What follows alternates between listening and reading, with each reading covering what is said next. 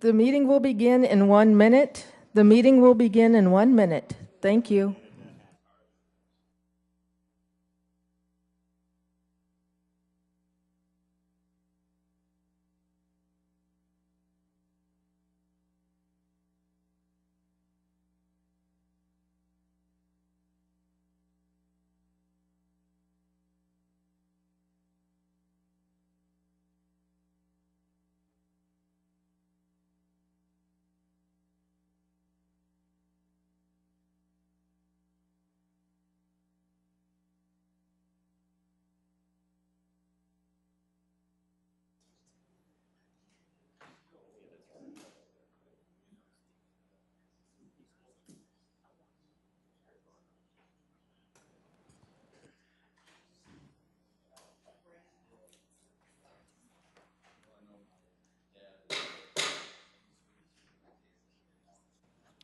Thank you all for being here today, whether you're on in the audience or at home as part of our television crew or on whatever other instrument you may be watching us. Today is Tuesday, July 19th, 2016, and this is the informational meeting of your City Council. During this meeting, we go through some things and try to get educated on different topics so that we're able to make informative votes when the time comes. The first item on our agenda is a report from the Fiscal Committee. Councilor Erpenbach. Thank you, Councilor Ralphing. I appreciate it. Fiscal Committee has met twice in the last 2 weeks, so we've got just lots of things going on, and of course we're kind of rolling into that fiscal time of year with budgeting and all of that. So this was just a continuation of our meeting the week before, just because agendas had been so full. Our main topic for last week then was workforce development and the initiative that came out of the City Council a couple of years ago. It is rolling, and you've seen information in the press about the new grant opportunities. There's $100,000 available to local businesses and organizations who are working to develop our workforce, to provide training programs or whatever it may be. And there is a committee that will be involved with the selection of those grant recipients. Our own budget analyst, Dave Bixler, will be involved in that as well as a non-voting member. He provides input on those topics before the final contracts will come to the City Council at a later date. If you have questions, I'd be happy to answer them. Any questions for Councilor Erpenbach? Seeing none, thank you very much for that report. Next item on the agenda is the Urbanized Development Commission UDC meeting, and I'm a member of that, so I take notes. We had a very interesting meeting last week on the 14th, and went through a number of things. The MPO has done some self-certification, and that was approved. There's a final draft of the 2017 UPWP, Unified Plan Work Program. And they've done some budget and planning on that. They have added to the criteria that they look at runoff and travel and tourism as topics or as areas that they look at as we are doing planning ahead for what streets, roads, highways, different things like that are going to be worked on. So those will also now be part of the criteria that they use in developing the plan to move forward. We talked to also approved the request for the 2016 to 19 Transportation Improvement Program, or TIP, revisions. There were some revisions adding Lincoln County and some other costs to some different programs that were extended and expanded a bit. Number 6 on our agenda was a letter that was approved to support the Sioux Falls Development Foundation and their rail spurs up in Foundation Park. They're going to be putting in some rail spurs, and they wanted us to give them a letter that indicated that we supported that type of project, which would be critical to Foundation Park and the people that come in there. Then we had the first draft of the 2017 to 20 TIP program. and that was informational only. They're looking at some marvelous things that are going to happen around this town on roads in the next 5 years, and that'll be very interesting. One of the things that was on that agenda was I-229 major investment study, or studies that they're doing on 229. The three major intersections or exchanges they're looking at are Cliff Avenue, Rice Street, and Minnesota Avenue.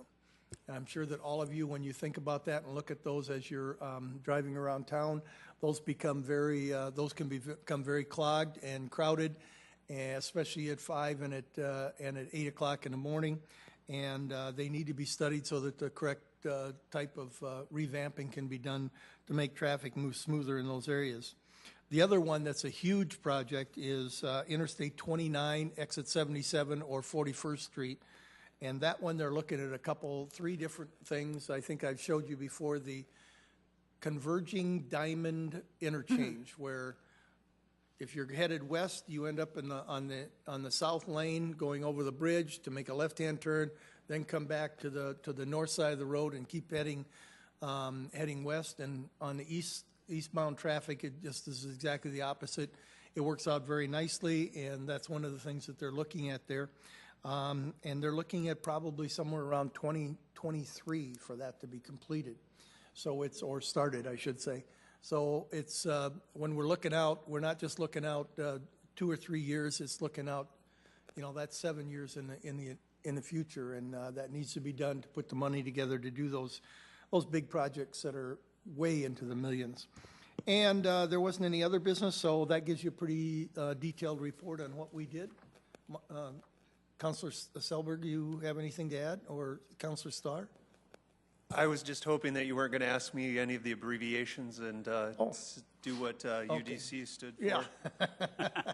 I got the 6 pages though with the key, so I'm there you go. I'm getting ready to talk the talk. Yeah, that's all there is. 6 pages of keys of acronyms. Yeah. Yes.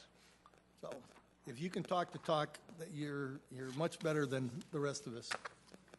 Councilor Okay. Rolfe, Yes. if there's something I could add on that. bet. I was actually, prior to being a city councilor, I was on the Citizens Advisory Committee with the Sioux Falls MPO, Metropolitan Planning Organization, and I was involved in the selection of the engineering firm that started with the I-229 corridor study, and that was back in 2012 or 13, but here we are already in 16.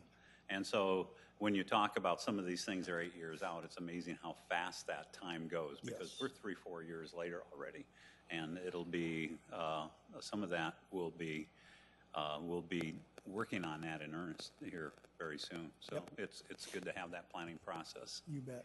Thank It you. works out very nicely. These guys do a great job at CCOG and State Highway Department and the city. So, okay. Thank you for those comments. City Council open discussion. Anything? Councilor Staley. Yes, I have 2 things.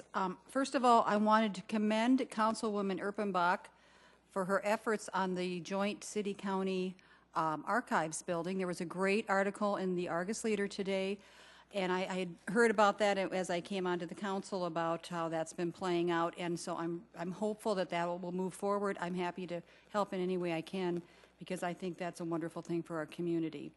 And the second thing I wanted to say was that a few weeks ago we were having discussions about the Operations Committee, and I am deeply grateful to Councilman Kiley here and to the rest of the Operations Committee, because they are really making an effort to get the information to us.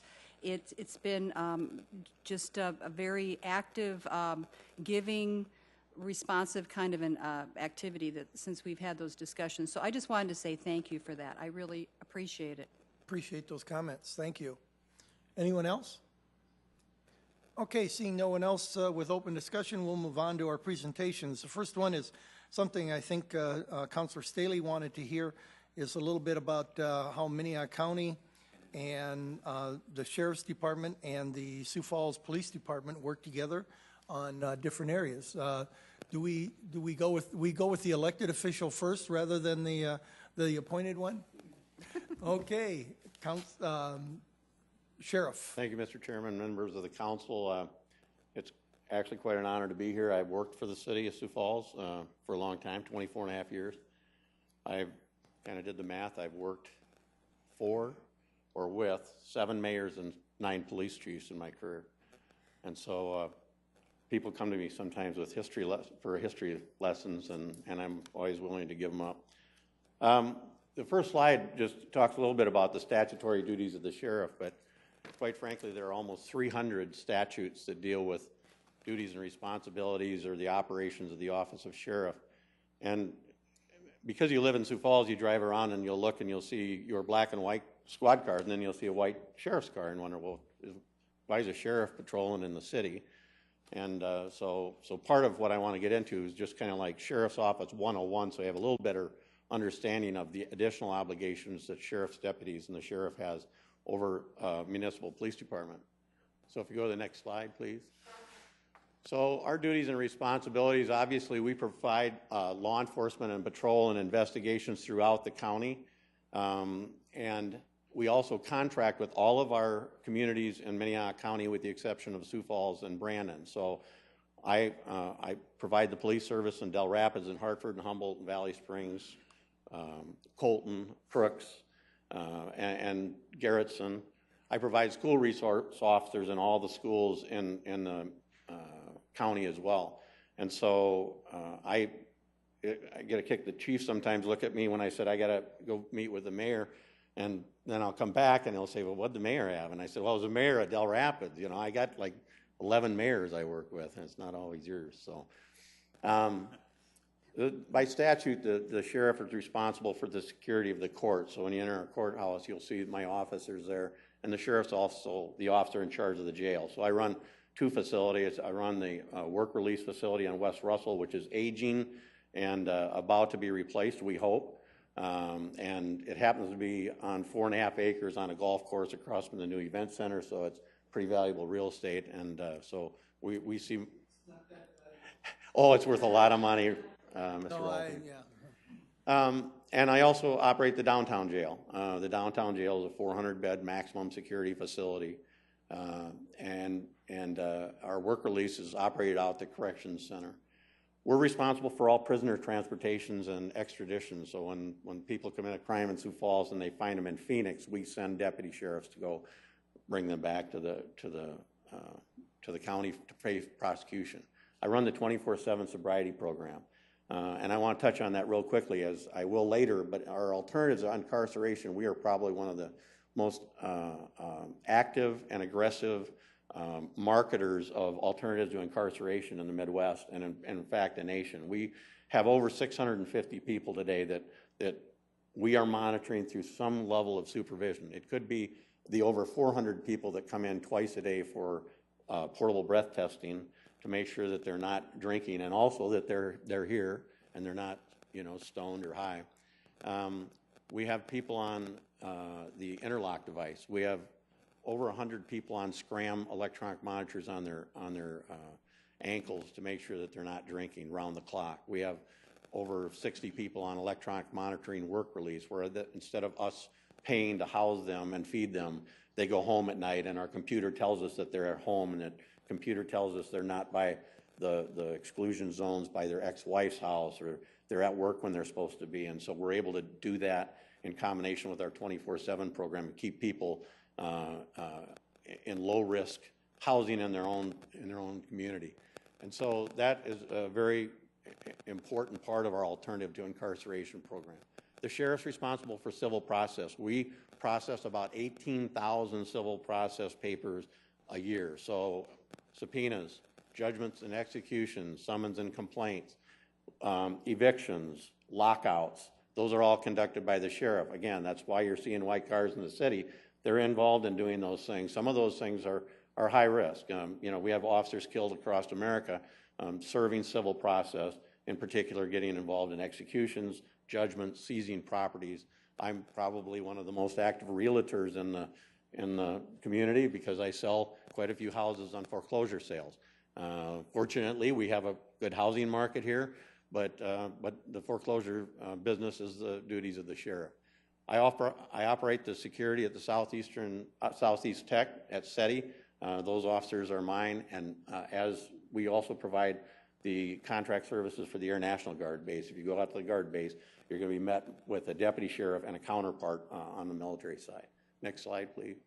Real quick snapshot of how my budget breaks down.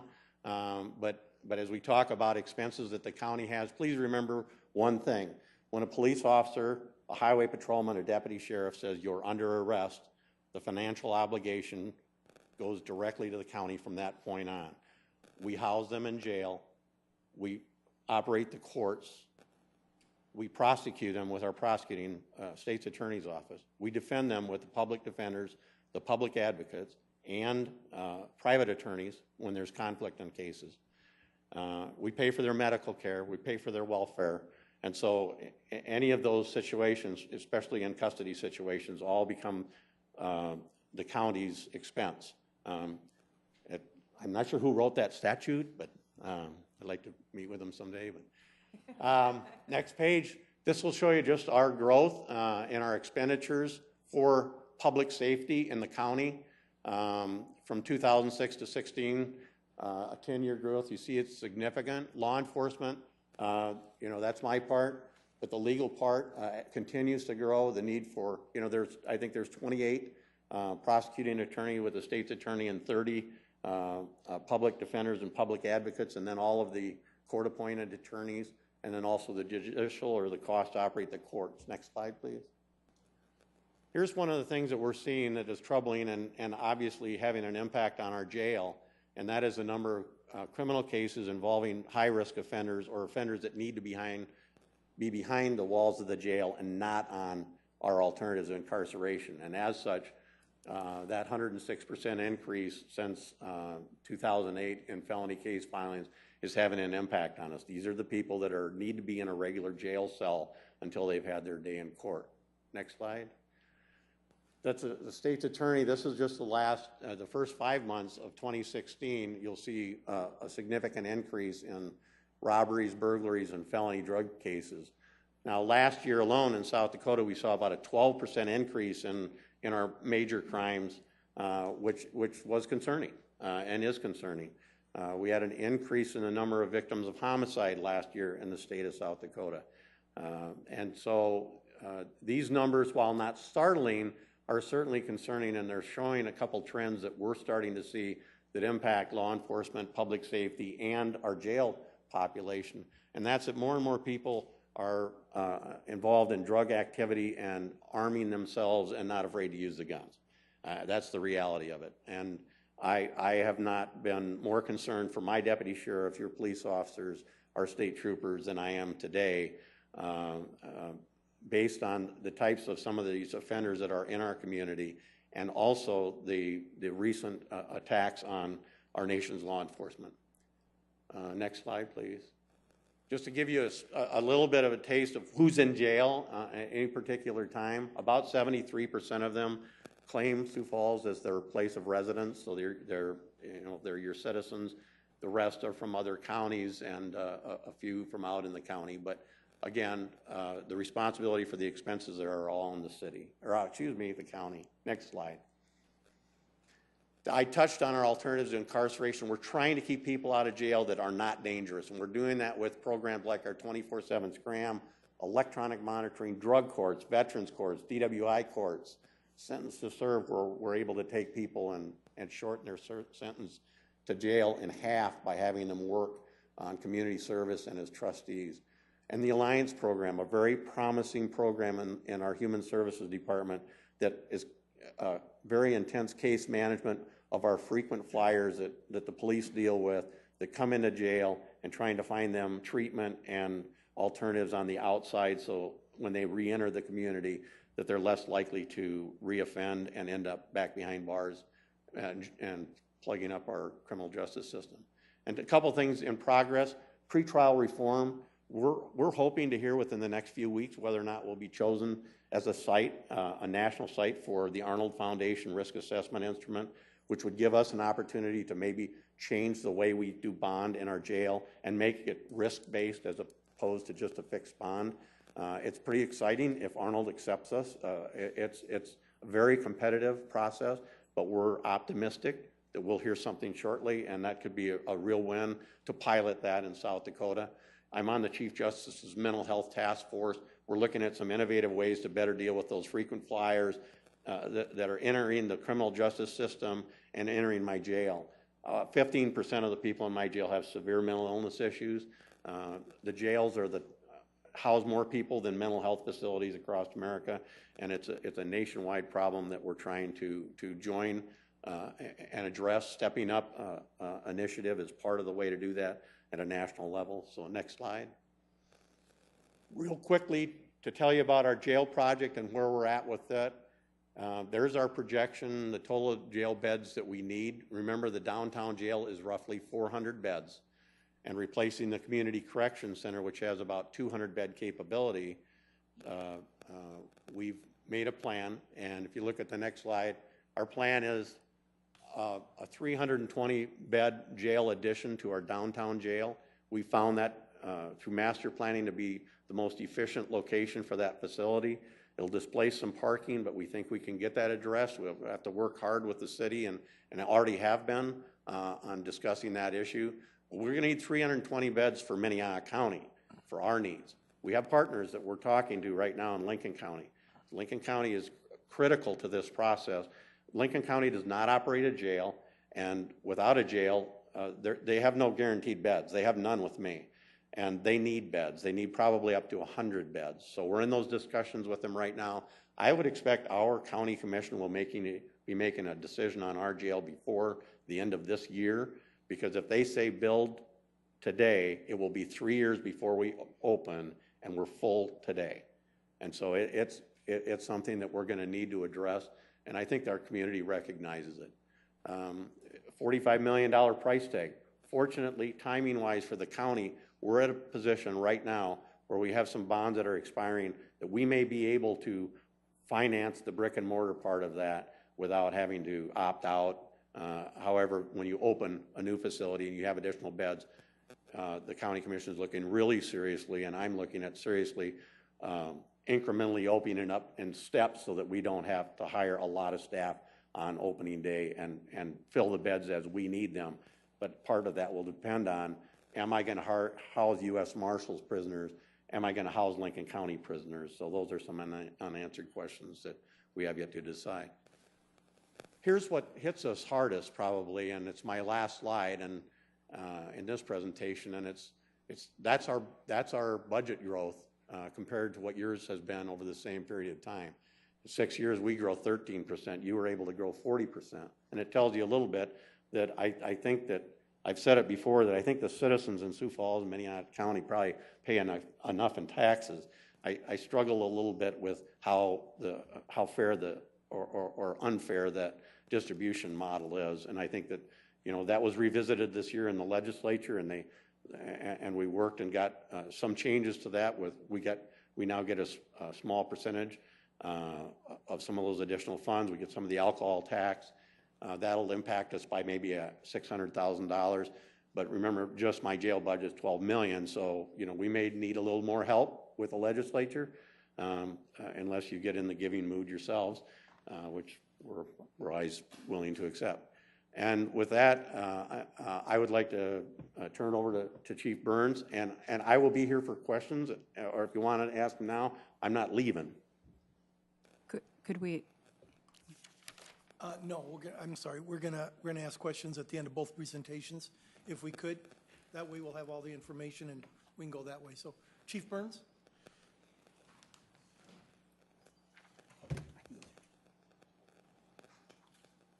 Councilors, Matt Burns, Police Chief, thank you for this opportunity to discuss these items with you today. Appreciate working with the Sheriff on these matters. As you know, both our interests collectively are in the public safety of all the citizens of Sioux Falls, Minnehaha County. With that, I'll just go through a couple quick snapshot slides of where we're at. As far as the Sioux Falls Police Department, service calls by year, as you can see in 2015, we had almost 97,000 calls for service. I can tell you that we projected easily to hit 100,000 this year, and by early estimates through today's date, we're going to go through that easily. Next item is arrests per year. 2015, again, was another record. We actually lodged just over 8,100 persons in the Minnehaha County Jail. Every arrest from the Sioux Falls Police Department does go, as you would expect, to the Minnehaha County Jail. The trend line is clear. As the city gets bigger and we have more population influx, we are having to arrest more individuals. Next slide. Total cases by year. These are the case reports generated by our officers. This could be literally anything from a lost property to a larceny report to an assault, anything that covers the gamut of investigations of officers of the Sioux Falls Police Department. And you can see we had a significant jump in 2015 to over 18,000 case reports that were investigated by our Investigative Services Division and school resource officers. Next item is animal control calls. We have 7 full-time animal control officers, 2 part-time, and 1 supervisor, and they are a very busy group. You would be surprised, I think, at the number of animal control calls we get and the kind of calls that they go on and the things that they see on a daily basis. There are lots of animals, both domestic and wild, in our city limits, and it keeps us very busy. And the next item is just a snapshot of the cases investigated by our crimes against person and traffic investigators, narcotics cases, and our property crimes cases, you can see, but 2 out of those 3 are actually at record numbers in 2015. There's also a listing of our Part 1 crimes for 2015 and our projected numbers based upon the first half of 2016, where we will be. And I know I went through that pretty quickly in the interest of time, and I can certainly answer any questions that you have. I know that a big part of today's presentation is I feel that you had questions for Sheriff Milstead and myself in reference to the things that we do together, that we collaborate on in the interest of efficiency and just based upon the statutory requirements of both our departments. You can see we have a list there of some of the things that we do collaborate on. As you can see, since 1976, with the construction of the public safety building, our departments have been co-located, and that currently is the same case with the law enforcement center. We have joint training rooms, firearm range, and locker rooms inside the law enforcement center, and we share a single records section.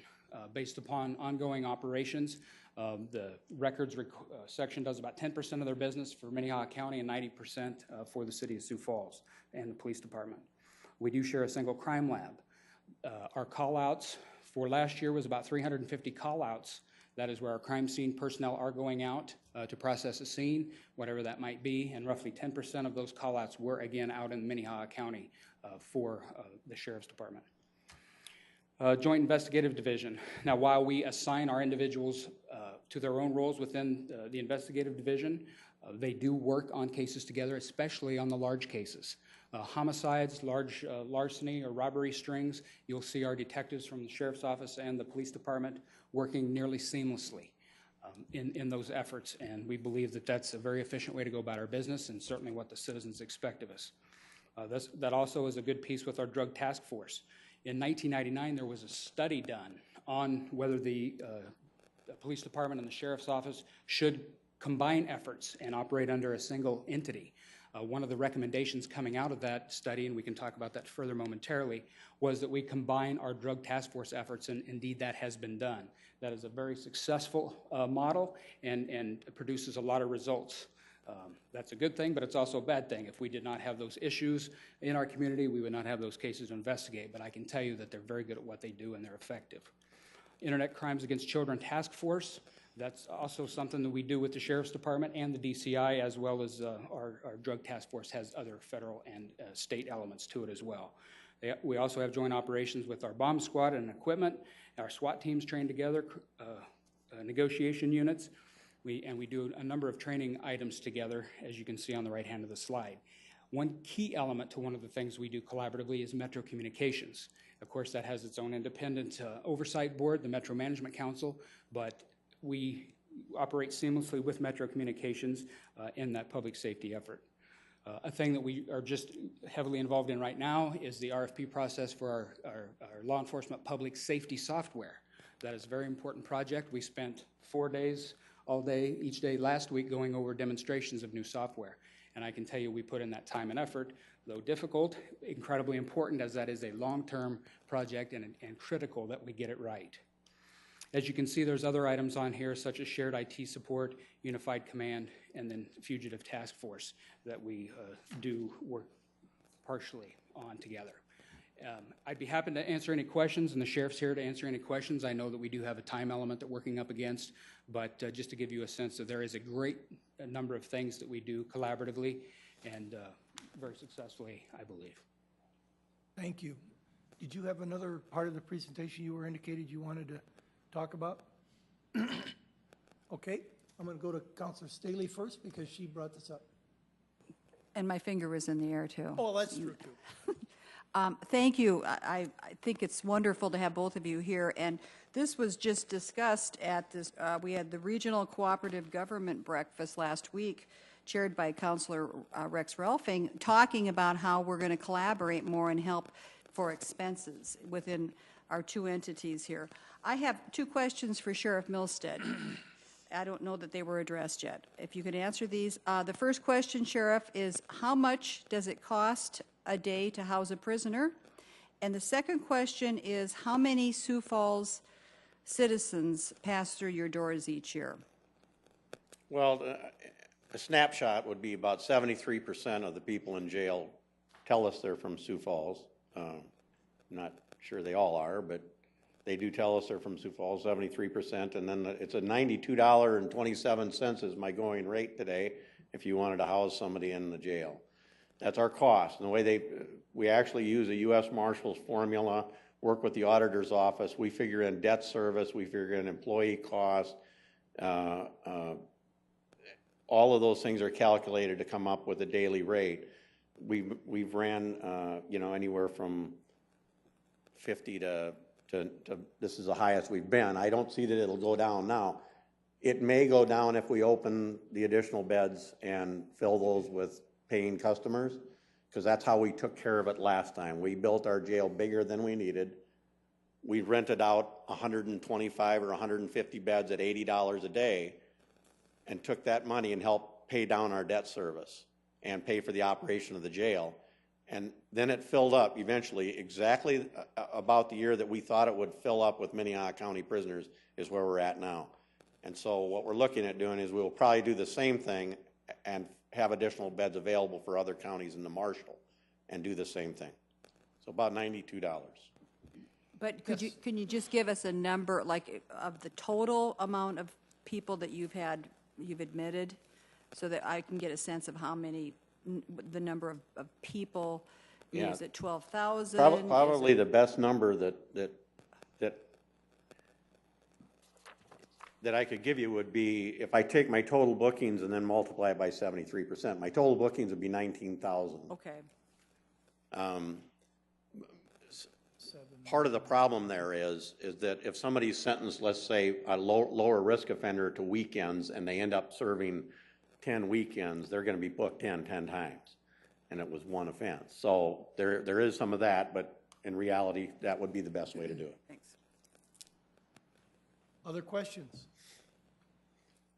Yes, Councilor Urtenbach. Thanks. Thank you guys for coming. It's, this is the time to be talking about working together, so I appreciate both of you being here, talking with us a little bit. I know that there was a time when the City of Sioux Falls and Minnehaha County talked about putting the two departments together. And I'm not saying that that's what we need to do now, but I want to just look at the history a little bit. I'm concerned that we're stepping off a ledge and we don't really know what's out there. And so can you talk a little bit from your personal experience? I know, Sheriff, you were around during that time, and I'm not sure, Chief Burns, if you were here at that time.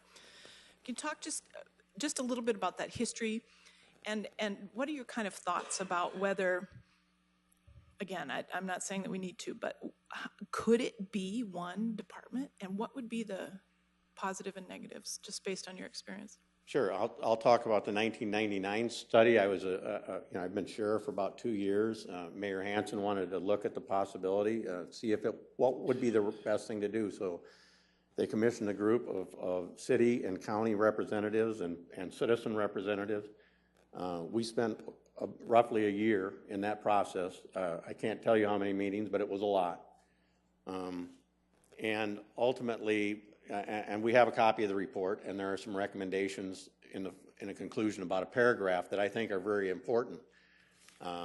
But basically, the end result was that it did not make sense. It didn't make sense financially or for the efficiency of government to consolidate our departments. We studied some departments.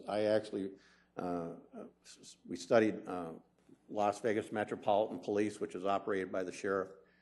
We studied Jacksonville, Florida. We studied Columbus, Georgia, and a number of other communities that have done that. I've got to tell you something else, because I'm glad you brought up what it was like. It was the most stressful time my deputies and their families and the men and women on the police department and their families went through for a year. The uncertainty of who would they be working for that wasn't the job they took.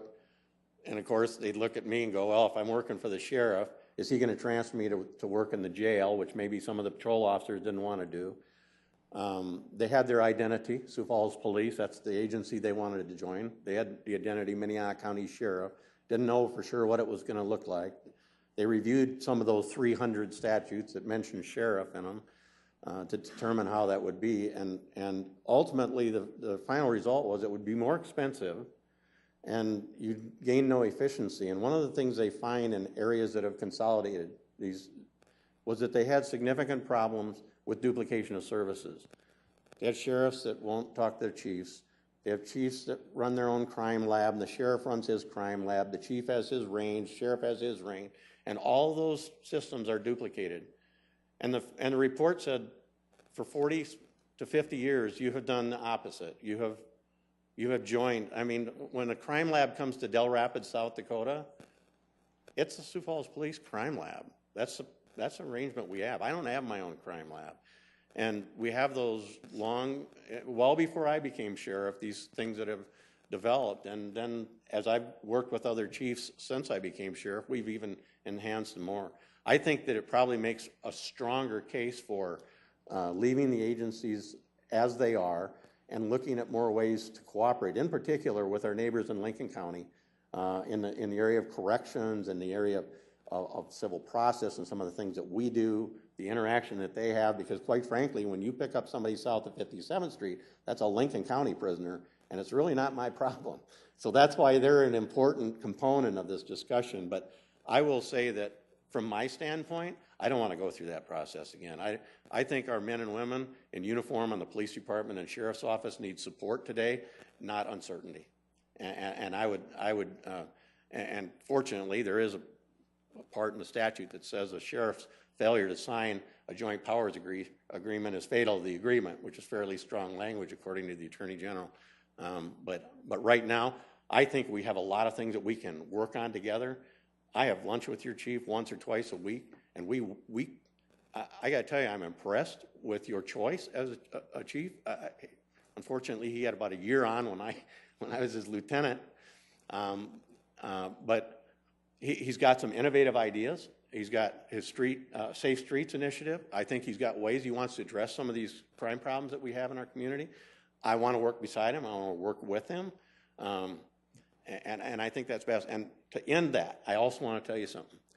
I find these communities that I serve in Minnehaha County, Garrettson, Del Rapids, Hartford, Humboldt, Valley Springs, they have their identity. They love what they are. They love their government closest to the people. They don't want big government. They don't want centralized government. And they're very satisfied with what they have, and they're knowing who their mayor is walking down the street. And I want to retain that identity for our rural residents as well.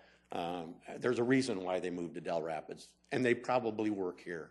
And so I'd like to see them to be able to hold on to that. I guess that's my soapbox. Thank you, Sheriff. I appreciate your passion about that. Chief Burns, did you have anything to add to that? Just real quickly, I was in my third year on the department when this report came out, and I can remember a palpable sense of relief, not only in myself, but in my peers, because there was a lot of just the unknown, and we tend to fear the unknown, and there was a lot of trepidation on the part of our officers, and I frankly have no desire to go through that again, even if everything was Mayberry. But given the circumstances that we face as a nation and as a profession, I doubly don't want that sort of uncertainty in my ranks. Well, and I would just then point out again, Chief Burns, the last slide in your presentation is pretty telling. It's exactly what Sheriff Milstead is talking about. It is the cooperation that's going on. Whether you are one department or not, you are working as a team on so many ways. And I was interested that the Drug Task Force was the one really positive thing that came out of that 1999 study. I hadn't realized the connection between those two events. If I might, Mr. Chair, I have just one other question. Yes. And it is about the elephant in the room, and you alluded to it, Sheriff Milstead. Talk about Lincoln County and how is that a possibility? Is there something out there that we might be able to do more with them? And how might we be helpful in that? Well, I think that I need to. We've got a group working with Lincoln County right now. I think we should involve, someone from the city maybe in those discussions. It's getting down to whether Lincoln County, if they want a fixed number of jail beds, then it may change the size of our facility, because right now that 320 is not any beds for them for long term, no guaranteed beds. Well, that's kind of dangerous, and I don't want Chief Burns arresting somebody at 69th and Marion and having to drive them to Yankton to go to jail, to book them in jail. But that could happen if they don't have beds. So I think you have a vested interest in that. I think your participation in that is a good idea. You have participation in our criminal justice advisory group, and that might be the best way to do it, because we are in early conversations, but the question will be whether or not they financially bond money for the jail, or if we set a fee and guarantee them a certain amount, and then they pay for that, for those cells. So the attorneys right now are looking at what those options are, and I think we're making good progress on it. They're refining their numbers through a population forecast analysis, but as I look at our numbers, it's probably, for the next 15 years, they probably need at least 100 beds. So that could impact our project, but we want to be a part of them. We work closely with Lincoln County, and we have some other areas that we can enhance our operations, but the jail right now is probably the most critical one, and keeping you guys involved in our public safety work group, criminal justice advisory committee would be important. Great, thank you very much. Other questions? Councilor Neisser. This is for the sheriff. I'd just like to say that all of my constituents live in Minnehaha County, and so the health of the county is very important to me. I've always believed that there's been an allocation problem, not a revenue problem, and I think you sort of alluded to that. Have you thought about instituting a booking fee? Is that something you can do by state law? If you would do it, who would pay it? I'm not sure that state law would prohibit us from charging a booking fee. It's something that is not uncommon in other jurisdictions, but I will tell you that I think that when they initially started the first effort to coordinate and consolidate our businesses, our business practices, not our agencies, and that would have been when we moved. Now this is really a history lesson. From the old jail, the old jail, which is on 6th Street next to the old courthouse museum. When they moved from there and decided to do the public safety building, there was a lot of work that went into how are we going to do this, and part of that discussion was, let's consolidate our operations, and that's the crime lab, that's the records bureau. All those things started then. And part of that agreement then was, well, we're not going to charge you for bringing prisoners here. And that has historically continued. Now, I think in statute, there's probably nothing in the statute that says we can charge you anyway, because the statute says the jail's the responsibility of the county and the sheriff. So, however, I do know a little bit about home rule, that if you wanted to just give us some money, you could, probably. But I'd hate to tie it to a function, and because then Chief Burns is going to send me a bill when his crime lab goes to Del Rapids, and then we start going backwards. That would be my fear. And if I could follow up, one more. I'm sorry. No problem. If I could follow up, I think I've read in other jurisdictions about charging a booking fee to the actual person who's arrested. Does that work? And I charge inmates who are in my custody $10 a day. However, Good luck. the vast majority are determined by the judge, indigent, and the judge signs a piece of paper that waives the fee. So I collect very little of the $10 a day fee that I charge them. If I charge them a booking fee, I might as well make it $1,000 because they aren't going to pay it for the most part. It's a great idea, but it's just, a lot of those people don't have money. We recover some of that $10 fee because when they have money put on their commissary account to buy Snickers and Milky Ways, we take half of that money that is put in to help pay for sort of their account. So we get some of it back, but it's a great idea, I think, but I'm just afraid we'll start billing each other more. Councilor Selberg. Thank you. Thank you both for being here. I have more of a comment than a question. I just wanted to say, especially in light of recent national events, I think it's made all of our citizens more appreciative of the job all of you do and the risks you take. I think it's been heartwarming to see a couple of the events recently throughout the community recognizing that. I hope we see more of that. So I just wanted to thank each of you and your departments for all you do for both the county and the city. It's very much appreciated, and thanks for being here today. Well, that means a lot, quite frankly. Hearing no other ones, I have a few questions or a few comments I'd like to make. First, I will reiterate what Councilor Selberg said. We were taught that the police were our friends, and if they caught you by the ear, they caught you by the ear, and you were going to get brought home, and worse would happen when you got home than what was going to happen to you down there. And we probably need a little bit more of that. But thank you, and thank all your officers for it, from the council and from the City of Sioux Falls for keeping us safe. And congratulations on working together so much. This list is very impressive. And I guess I realized that a lot of that was happening, and it's very heartwarming to see that this is happening, and it will continue to happen. As for funding, it's time for the state, in my opinion, to step up and find a way for the counties to take care of this problem and the responsibility that the state has imposed on them. It doesn't come from the city, it comes from the state saying this is what the sheriff is supposed to do, this is what the police are supposed to do. And we've got adequate funds to take care of the police end of it, but they haven't provided that means for you. And I would just say to my fellow, or not fellow, but to the legislature, it's time that you stepped up and gave them some ways to pay for the things that you demand that they do. It's like, what the federal government does. You will do this, but by the way, we're not going to fund anything. So with that comment, I'm going to do a couple of other things. One of the things that bothered me a little bit, not bothered me, but I wanted to just ask a question. The new law enforcement software, is Lincoln County involved in that?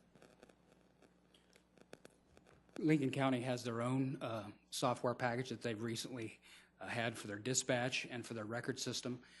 And they were asked about this at the beginning of the project, and we didn't really get a response from them in the affirmative.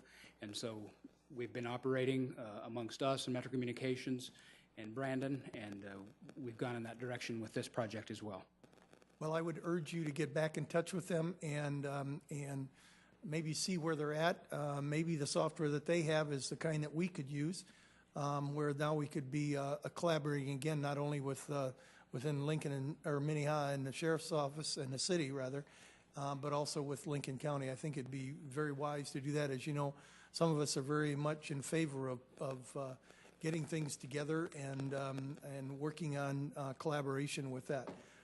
Such as a GIS and different things like that. So I would encourage you to do that. There was a couple of things on the sheriff's that I wanted to talk about. Why did in their all-knowing wisdom, the state legislature put so much responsibility on the sheriff's department? Did I say that correctly? Well, yeah, there are a lot of duties that come with the office of sheriff. It's been that way since the beginning of time, actually, in our nation's history, that the sheriff was the one who served all writs and executions and judgments and civil process, and officer of the court. It was traditional. I mean, from the days of the Sharif, those were all encompassing duties, and in particular, those are some of the main responsibilities that are all put upon the county, because they didn't do that to municipalities. There's only 2 municipalities in my county that even have police departments, so who would do it in those other jurisdictions. So they looked at countywide jurisdiction to be able to do that. So it's part of the power of the county that they use for the sheriff, and that's to be able to call to their aid people within that jurisdictional boundary. So I'm not sure, but it's been there since our South Dakota statutes were passed. Okay. A long time ago. Long time ago. So now we're in a situation where some of the new laws that have come about with releasing prisoners, chronic prisoners, chronic alcohol, drug abuse, et cetera, have fallen even more directly on you as a county sheriff who has to house them, et cetera, et cetera. Am I correct? That's correct. And like the chart shows, and if we had the state chart, we'd probably see another significant number, and that is the increased budget that the state has. So yeah, it's just, I think we had the discussion. It's the funding mechanism. I think the distribution formulas work in some places and they don't work here. And I'll give you an example, and that's Pennington County. When they froze the mill levy, Pennington County was at the highest, almost the highest in the state. We were second from the bottom, and so we've never been able to catch up. You know, even with the most we could take each year, we could never catch up. Their sheriff's office has a larger budget than mine, and I have twice the people. One last question. Why do we see this increase in crimes? I'm hoping you give me the answer that I'm thinking it is, but I'm sad that it is. Maybe Chief Burns has something to say on that. I think the sheriff would agree with me, but there's little doubt in my mind that the continued rise in assaults and this gun crime and robberies and things we see of that nature are a direct result of a continued and increased use of drugs of a narcotic nature, and the trafficking in those drugs, the use and the crime that individuals engage in to support those habits and to rip each other off. That screams out at us in these statistics as we see them. Our narcotics cases assigned to our investigators are at a record. The arrests that we've seen for possession of controlled substance are at a record, and that continues to be a scourge of our society and one that we combat on a daily basis. Go ahead. If I could just speak to that, I echo what Chief Burns said. Drug rips that's pretty new to us, and they're pretty common now. And what happened is, you know, the guy goes to buy drugs, and he's got $1,000 in his pocket, and the guy that he's supposed to be buying the drugs from isn't really very legitimate in the first place. He's got a gun, and he steals his money. So when we catch this guy the next time that's going to buy drugs, he's got his money, and he's got a gun, and he's got a little bit of drugs. Why do you have a gun? Well, because I've been robbed twice. And so now the drug purchasers are carrying guns, the drug sellers are carrying guns. You're getting the calls of bullet casings laying in the street, or somebody heard shots fired, or a hole in the house. Many of those are related to drug rips, and it's these people, these drugs that we have in our community right now. Methamphetamine is still here. It's still a big demand. Marijuana, big demand for high-grade marijuana. But we have opioids in town. I mean, we have a lot of prescription drug abuse. We have trafficking in illegal opioids that are coming from China and across the southern border. And we have heroin in town. And I spent part of my day-to-day in training to be able to administer Narcan heroin overdose antidote. All my deputies will be equipped with that, because unlike you're in the city where your response from medical community is immediate, my deputies may be the first ones there, ambulance may be 20 minutes away. We want to be able to save someone from drug overdoses because they're starting to happen. They're losing a lot of people in our neighboring state of Minnesota to drug overdoses, fentanyl overdoses, and also from my standpoint, for an officer's safety, for unintended exposure to just a microscopic amount of fentanyl can kill an officer, and I want them to have an antidote with them. And so that's something I didn't know I'd be doing in my career, but I can show you how to do it if you need it. Okay, thank you. Just continue to urge you to work with together and with Lincoln County, and to know that you've got our support with any kind of funding vehicle that we can come up with, that the state can come up with to help the situation that we're in right now. It's sad that we don't go after the real problem, which is drug use in this country. Instead, we just throw people in jail and expect other people to take care of them rather than really treating the problem. But that's the way our system seems to be working. So, well, having worked beside now your office, your officers for 19 years as the sheriff, I got to say you got the A-team. I mean, you have some people that are extremely dedicated, and I appreciate the comments about the job that we do. I grew up in a law enforcement family. My son's in law enforcement, and I'm very concerned about that. And anytime the public and elected officials like you make comments about how much you appreciate what we do right now is so appreciated, and I thank you. and we thank you. Thank you both. Thanks for your time. Okay, next agenda item is Residential Reentry Center for Federal Offenders with Dave Johnson. Dave? Hello, my name is Dave Johnson. I am the Executive Director of the Glory House.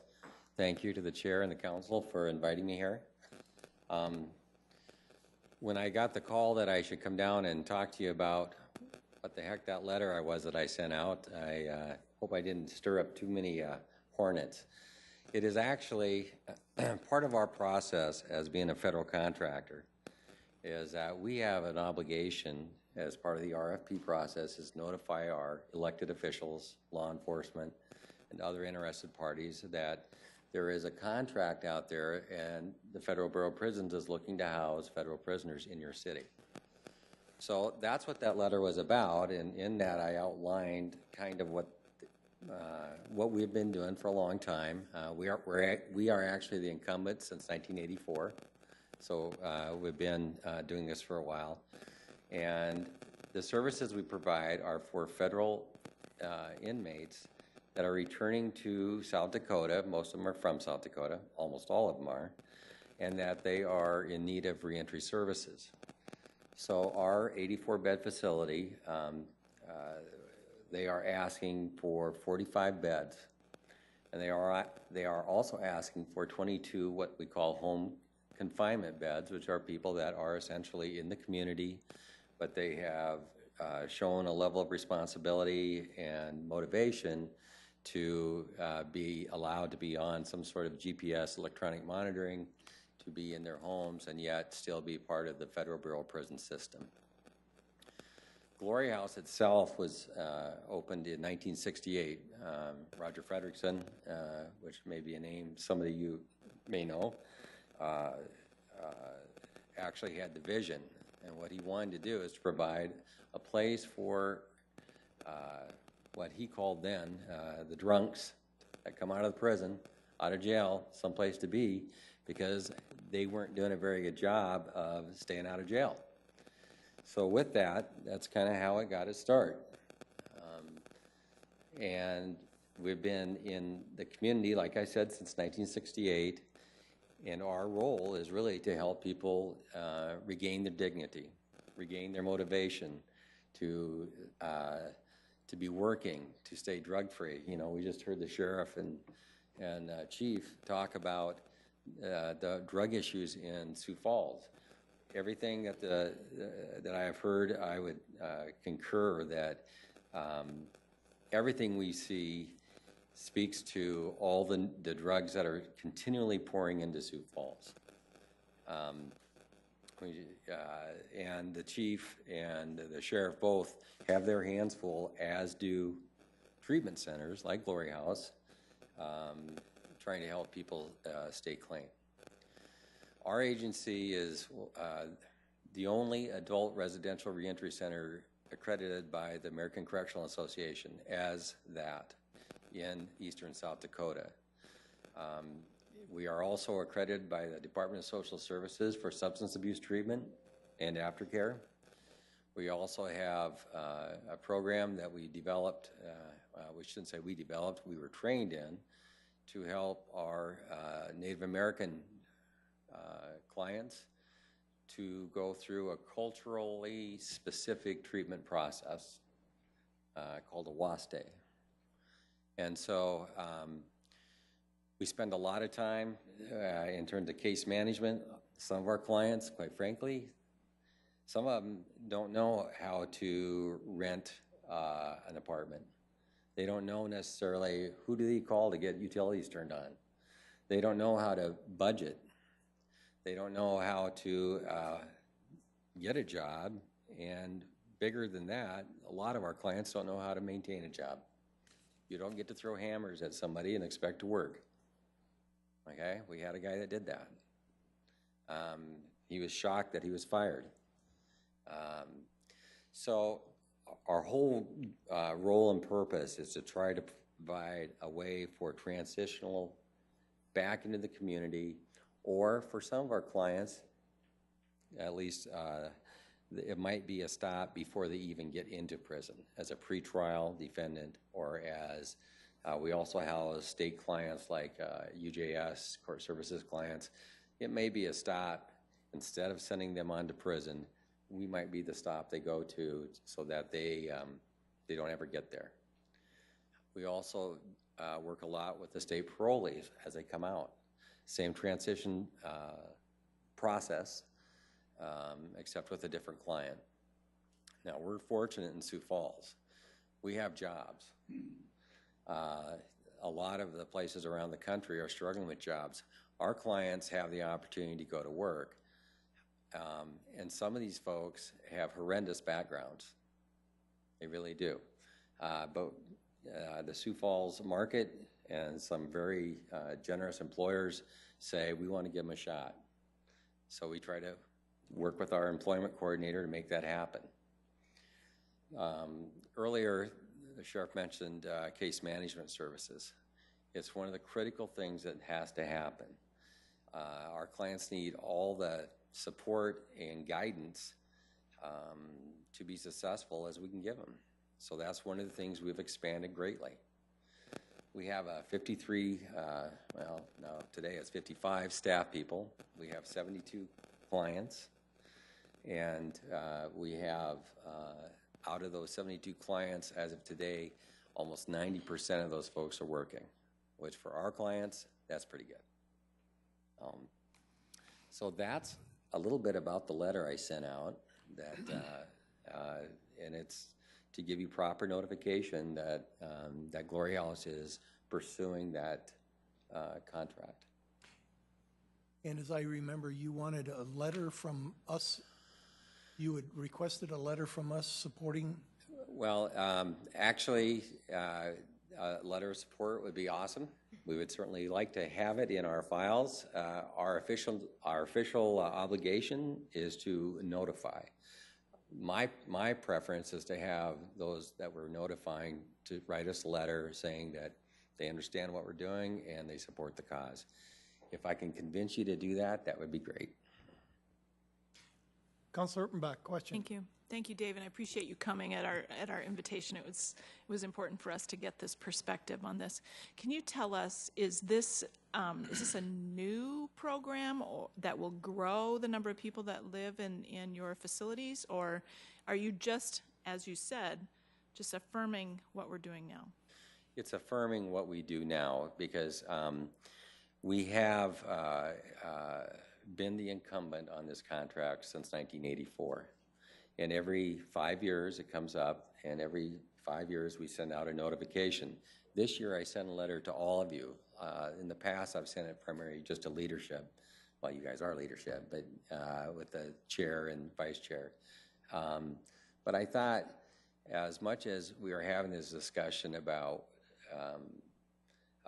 Sioux Falls, the county, the state, in terms of what are we going to do with our offenders, I thought it would be very appropriate to send it to all of you so you can see what we're doing. Thank you. If Yes, I might, one more, continue. Mr. Chair. I did ask Stacy Teason from the Homeless Advisory Board to also be here. You'll remember the Homeless Advisory Board is a collaboration between the county and the city. And I just wanted, Stacy, if you wouldn't mind, I didn't give you heads up, if you would just talk about that relationship and how Glory House has been functioning in our community for so many years. Just a backup for Dave. Sure. Thank you. Absolutely. Thanks, Michelle, our Councilor Rimbach. Yeah, Glory House is one of those supportive services programs that we talk about a lot when we talk about people and how they cycle through, especially those with addictions. Oftentimes that support system isn't there. They go to jail, they come back out of jail, they go to jail. The sheriff mentioned the Alliance program that the county is doing. That's a huge win because that's really dealing with those with frequent in and outs of the jail. This is more people who, well, at least in the Glory House perspective, these are federal inmates, and so these are helping them transition back into the community, providing that case management, providing that one-on-one, providing Alcohol Anonymous, the NA meetings that people can get back in touch, giving them that opportunity to reconnect with family, which is kind of very huge. Lots of times what we see are people are really struggling with their support system. There's no one in their corner. So when they are released to a program like Glory House, it's a total win because they are getting pretty much that all-around, wraparound service to address their underlying issues. Plus, they've got that workforce component where they're really trying to help people find jobs and stay employed, and they've built those relationships with employers that are really very necessary to get them hired. It is really tough in other parts of the country where people are not being able to find jobs when they've been released. And if we're really asking people to pull themselves up by their bootstraps, we have to provide that backdrop in the first place that says, we believe you can do this. And really, that's what the Glory House does. I serve on their Community Relations Advisory Board as a little sub, which is kind of just a little cheering section really on the work that they're doing. And I fully am in awe of the work that the staff that they do, the ability to kind of think ahead of the curve and think about, what next. And as the criminal justice initiatives roll out and all the things with keeping people out of the jails in the first place are coming around, the Glory House has been there. I mean, they've been around since 1968. Yes. So for a really long time, they know what they're doing, and Dave is a good leader for that organization. So I really just think when you look at it from the perspective of trying to keep people out of the shelters in the first place, Glory House and agencies like it are the ones that are that first line defense to treat people and to help them figure out their life plan and where they want to go. Thank you. Thank you, Mr. Chair. I would have comments after others have questions. Any other comments? Mr. Chairman. Yes. I had a quick question for Mr. Johnson. We're talking about federal reentry program or for federal offenders. What percentage of your clients are from a federal institution versus a state institution? We have, well, currently it's about half and half.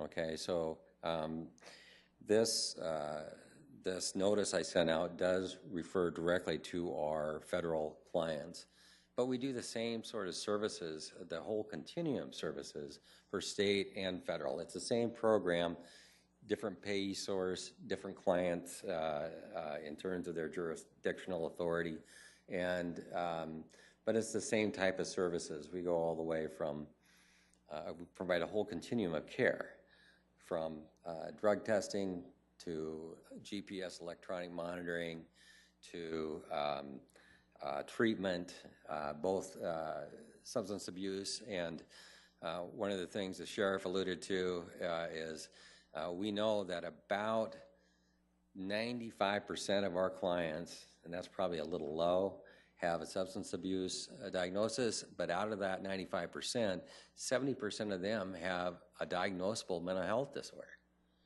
So on top of the criminality, on top of the criminal justice or the substance abuse, you also have very difficult mental health issues going on, and so we tried to develop a program that addresses all those sort of needs and provide help with the client's help, develop a roadmap so they can navigate their way out of this stuff. and it's very difficult. Seeing no other questions, I have one for you, and that is and please forgive my lack of remembering, are we supporting you in any way, the City of Sioux Falls? Actually, budget-wise? No, you're, Okay. not currently, but our hands are open. No, and it used to be, and we do believe we're a good partner. Call it workforce development, call it public safety, call it all those things, but we believe we provide a vital service that I think deserves some recognition. Thank you for asking that. Yeah, thank you. I'm, did you have one other one, Councilor? I have comments after the questions. No, you go ahead. I'm done with questions. Okay. I I just wanted to make a couple of comments. Because you did ask about that endorsement letter, I just wanted to make a comment to the council that would be something that we may want to consider as a group.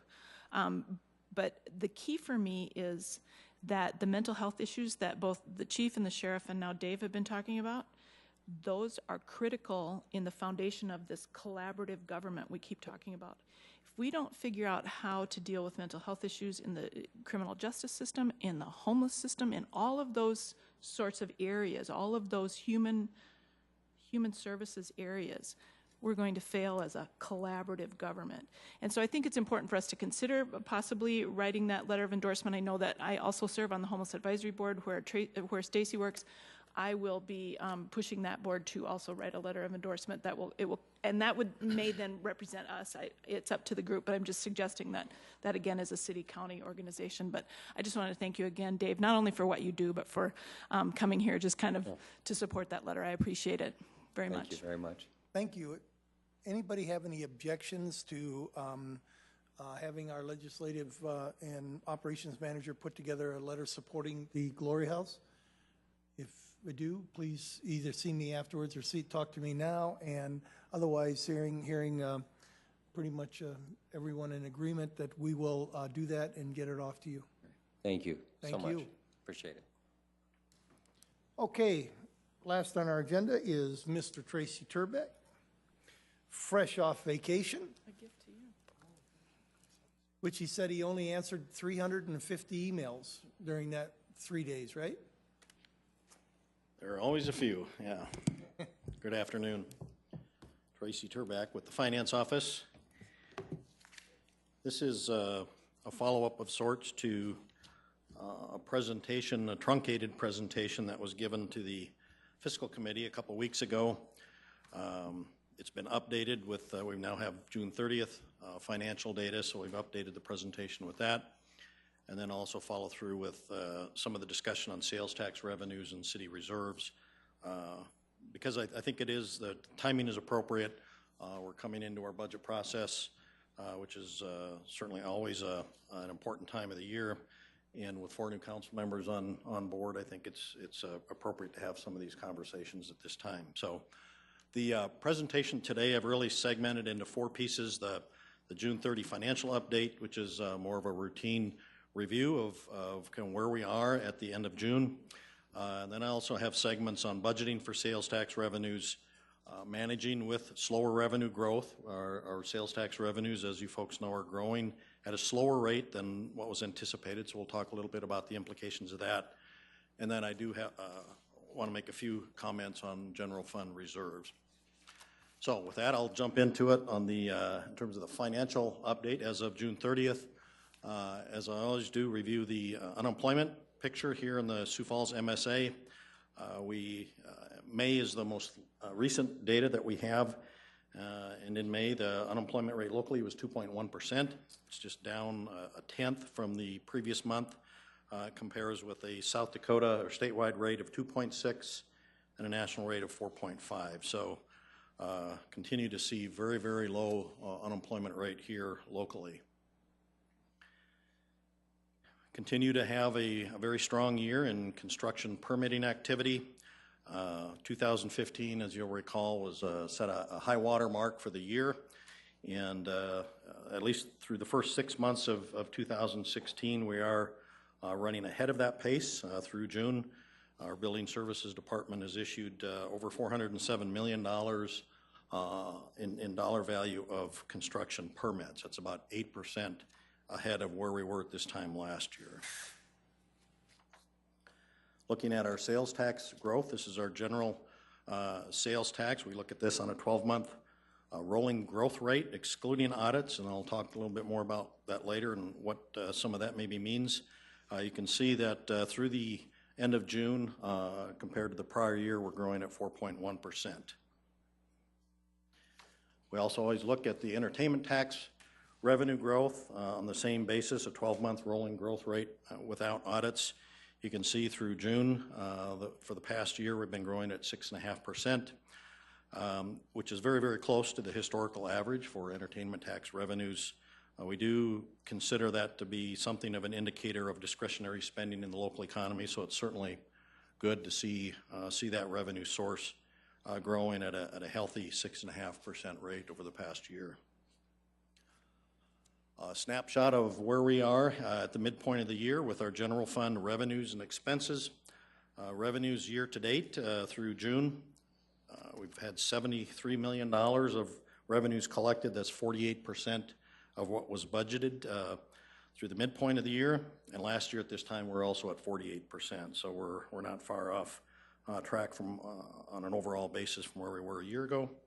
Expenses year to date, we've expended $66.5 million from our general fund through the midpoint of the year. That represents 42% of our budgeted expenditures for the year. Last year through June, we had expended 45% of budgeted expenditures. So again, not tracking very far off from how we did in 2015. With that, I want to talk a little bit about budgeting for sales tax revenues and get into the weeds a little bit on the issue of sales tax. When I stood up here before the fiscal committee, I made an attempt to invoke Mark Twain and a quote from him, and I blew it a little bit. I misquoted him, so I'm going to try it again, see if I can get it right this time. Mark Twain once wrote that the reports of my death have been greatly exaggerated. So I'm here to report to you that the demise of the city sales tax revenues have also been greatly exaggerated. There is, on the part of some, it seems, a significant misconception that our sales tax revenues are shrinking. And I do want to clarify that that's simply not the case, at least not by any measure upon which I would rely or that I would advocate you folks rely in terms of measuring sales tax growth. The truth is, and the reality is, that we are not seeing the level of growth projected a year ago when we set the 2016 budget, but our revenues are in fact growing.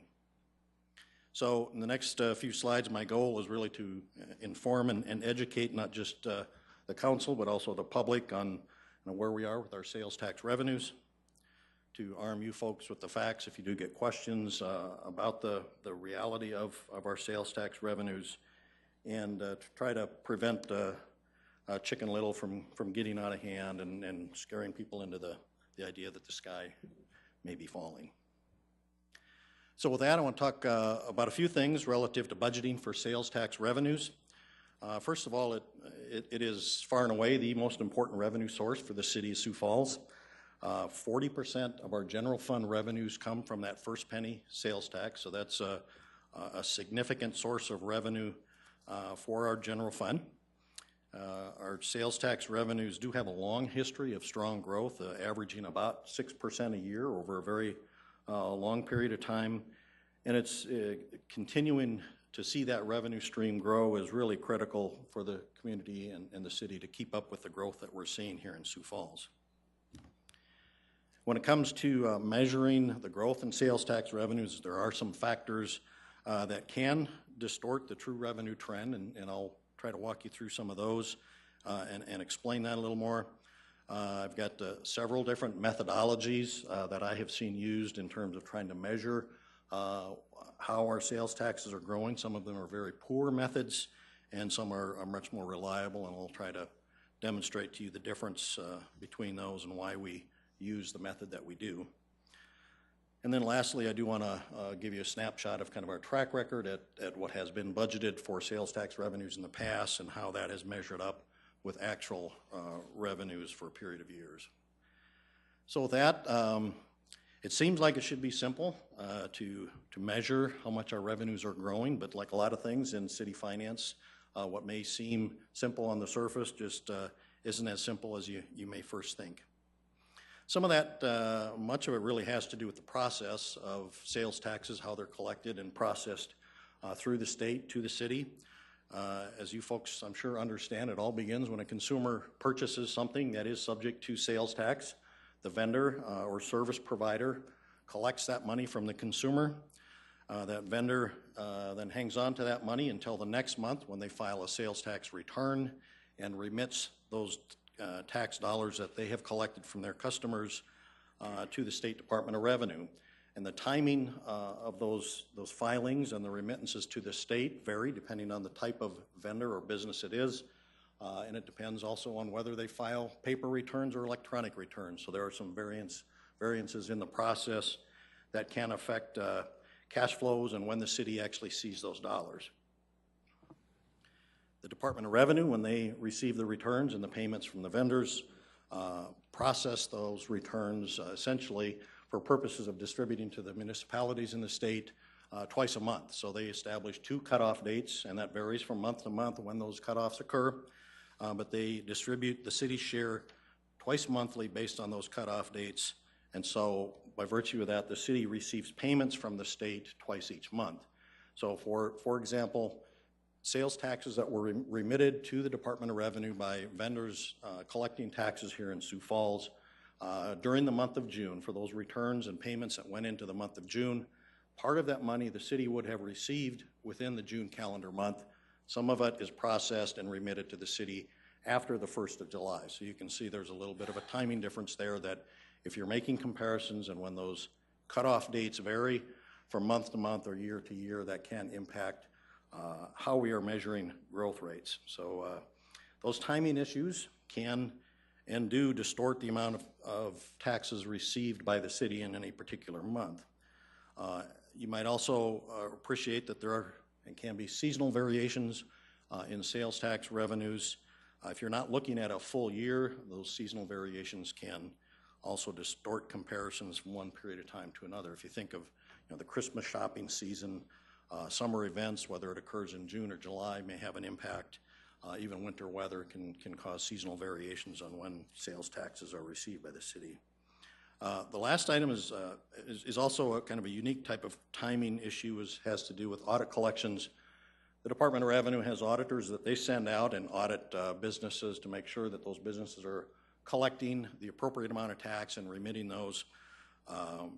Many vendors do end up paying more into the state as a result of those audits. However, we may get those today, but those taxes may actually have been tied to a transaction that occurred 3 years ago. So those kinds of things, those audit remittances that we receive from the state, and we get our share of that as a city, if it's a vendor or tax that should have been collected on behalf of the city, we get those, but they can distort, again, the true rate of growth that we're seeing in the local economy because they really relate to transactions in prior years. So that's something we have to take into account when we are measuring our rate of growth so we can avoid those distortions. These factors can, and as I said, do often have an impact. Sometimes it may overstate the rate of growth, and in other cases it may understate the rate of growth. So it's depending on how they're handled within the method that you're utilizing to measure growth, that becomes very, very critical.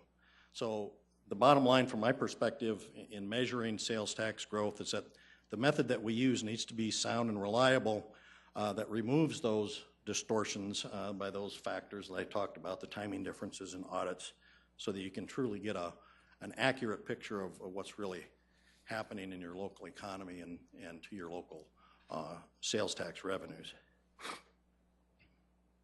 With that, I want to walk you through, and I'll try not to get bogged down too much in the specifics here, walk you through 4 different methods for measuring growth.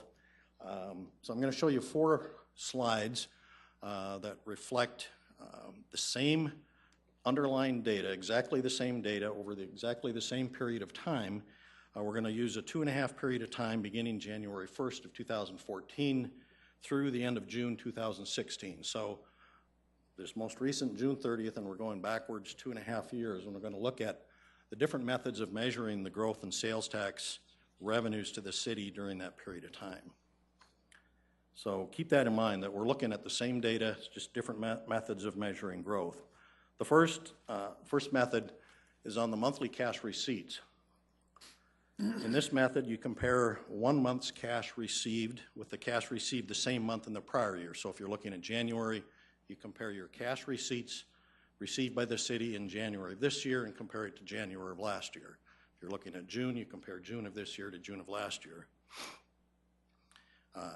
Doing or measuring growth with this method can certainly, as the graph indicates, severely skew things either to the high side or to the low side because of those timing differences that I talked about and when the state processes payments, audit collections, and those things that impact when we actually see the cash in the city's bank account. So you can look at that graphic and see that, I mean, it could make a sensational storyline. If you look at, for example, February 14, somewhere near the middle of the graphic there, or excuse me, toward the left-hand side, that upward spike in February 14, when we compare it to February 13, it looks as though sales taxes for that month are up 64%. Well, 2 months later, in April, sales taxes are down 82% compared to the prior year. So that's really, you can see there's a lot of volatility when you're only looking at 1 month's worth of data and comparing it to 1 month's worth of data in the prior year. There's no discernible trend there. You really can't glean much true information from that. In fact, during that 2.5 period of time that's reflected here, we saw months in 3 different times the increase was over 100%, so more than doubled from the prior year. During that same 2.5 period of time, there were 4 instances where it dropped by 50%. So looking at, the bottom line with this method is that it's essentially worthless in trying to measure what your sales taxes are doing, whether they're growing or whether they're declining. So looking at the second method then, we take that, again, that same period of time, that same underlying data, and we compare cash received on a year-to-date basis with the same period of time during the previous year. So we start in January, and if we're in June, we will look at January through June and compare that to January through June the prior year. So you can see a lot of that volatility comes out of the picture by doing it on a year-to-date basis versus on an individual month by month.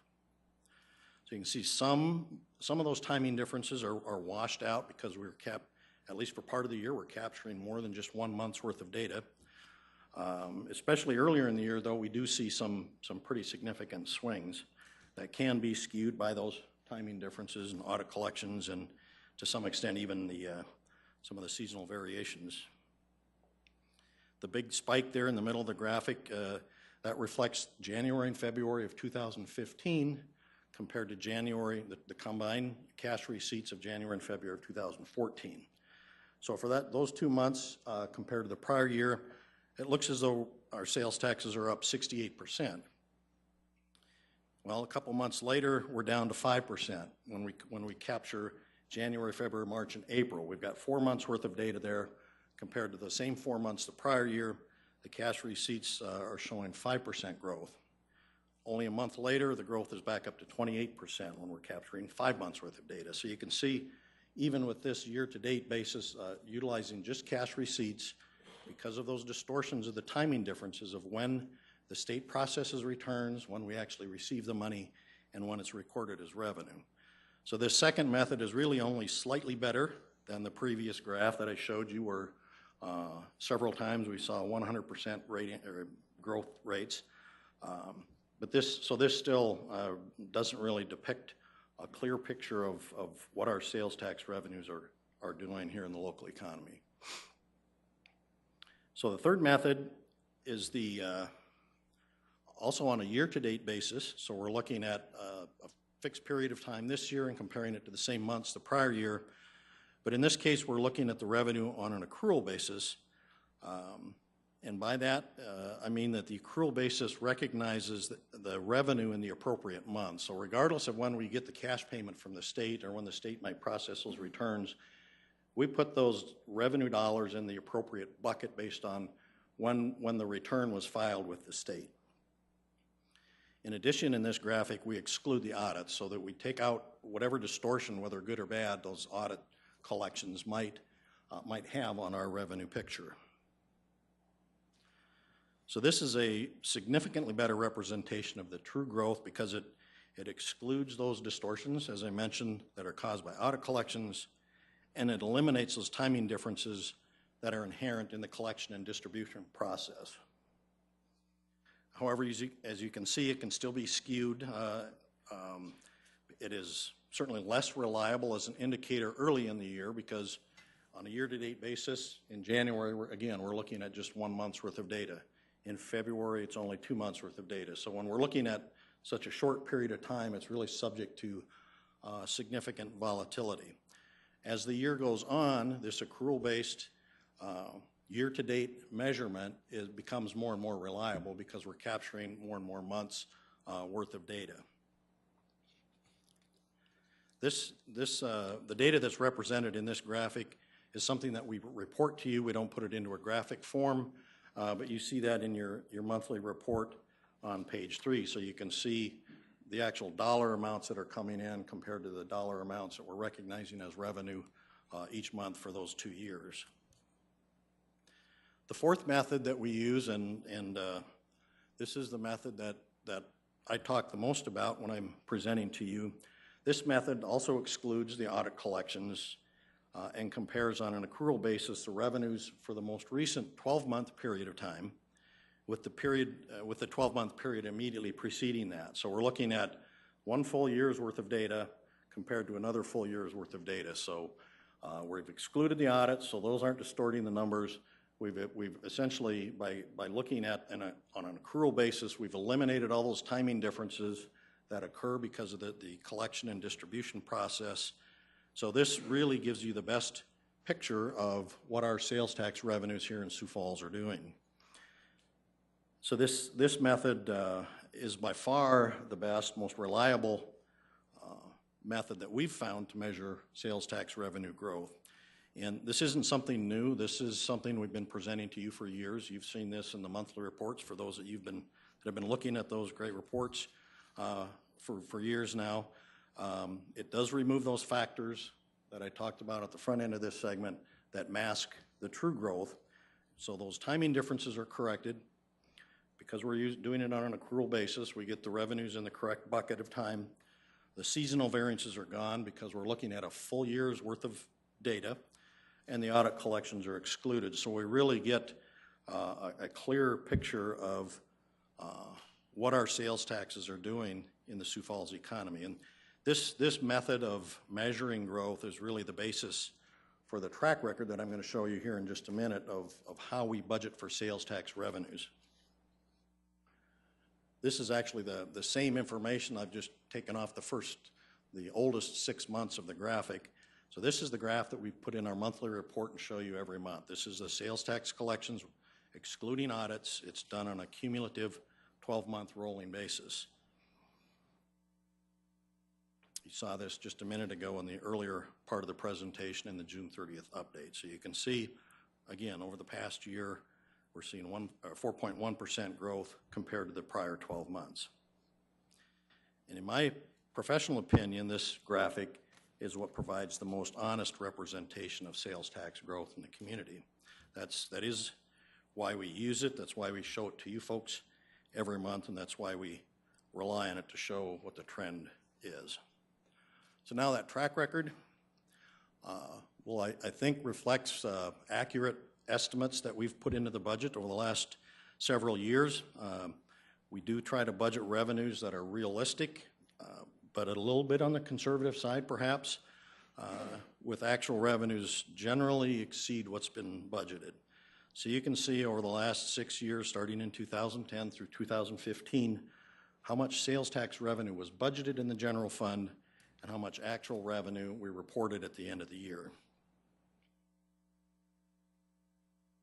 The sum total, if you want to look at just the total for those 6 years, so we budgeted just shy of $300 million in sales tax revenues. We collected $303 million, recognized and reported that for a variance of $3.6 million. That represents, over that six-year period of time, about a 1.2% variance.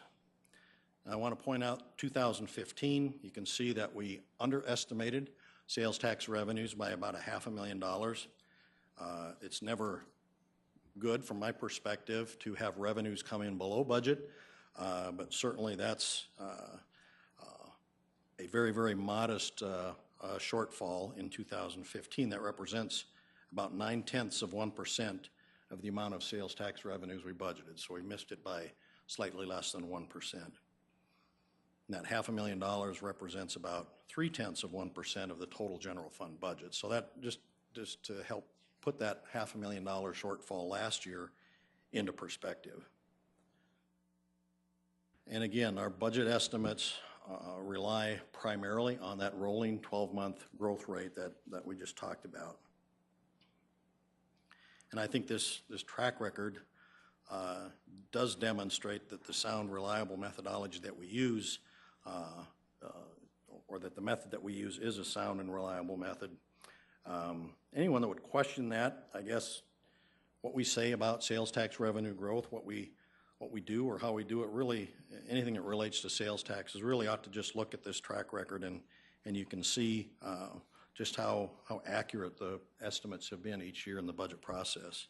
The one year where there was a significant shortfall, 2010, if you were following city government, or even if you weren't at that point, I think you folks understand we were coming out of a significant recession at that time. At the time the 2010 budget estimate was made, I don't think it was quite clear just how deep the recession would be in 2009, and so we did end up in that year overestimating significantly what sales tax revenues would come in 2010. So there's nothing willy-nilly about the way that we go about budgeting for sales tax revenues. Today I do also want to talk about the fact that our sales tax revenues are not growing as quickly as anticipated. We are growing at about 4%. As I've said, we had projected about 6%. So 4% certainly is far from horrible, but it is below projections. So management decisions do need to be made in order to maintain the city's financial strength. City has a very strong financial situation, and we certainly don't want to do anything or fail to take action that would jeopardize that in any way.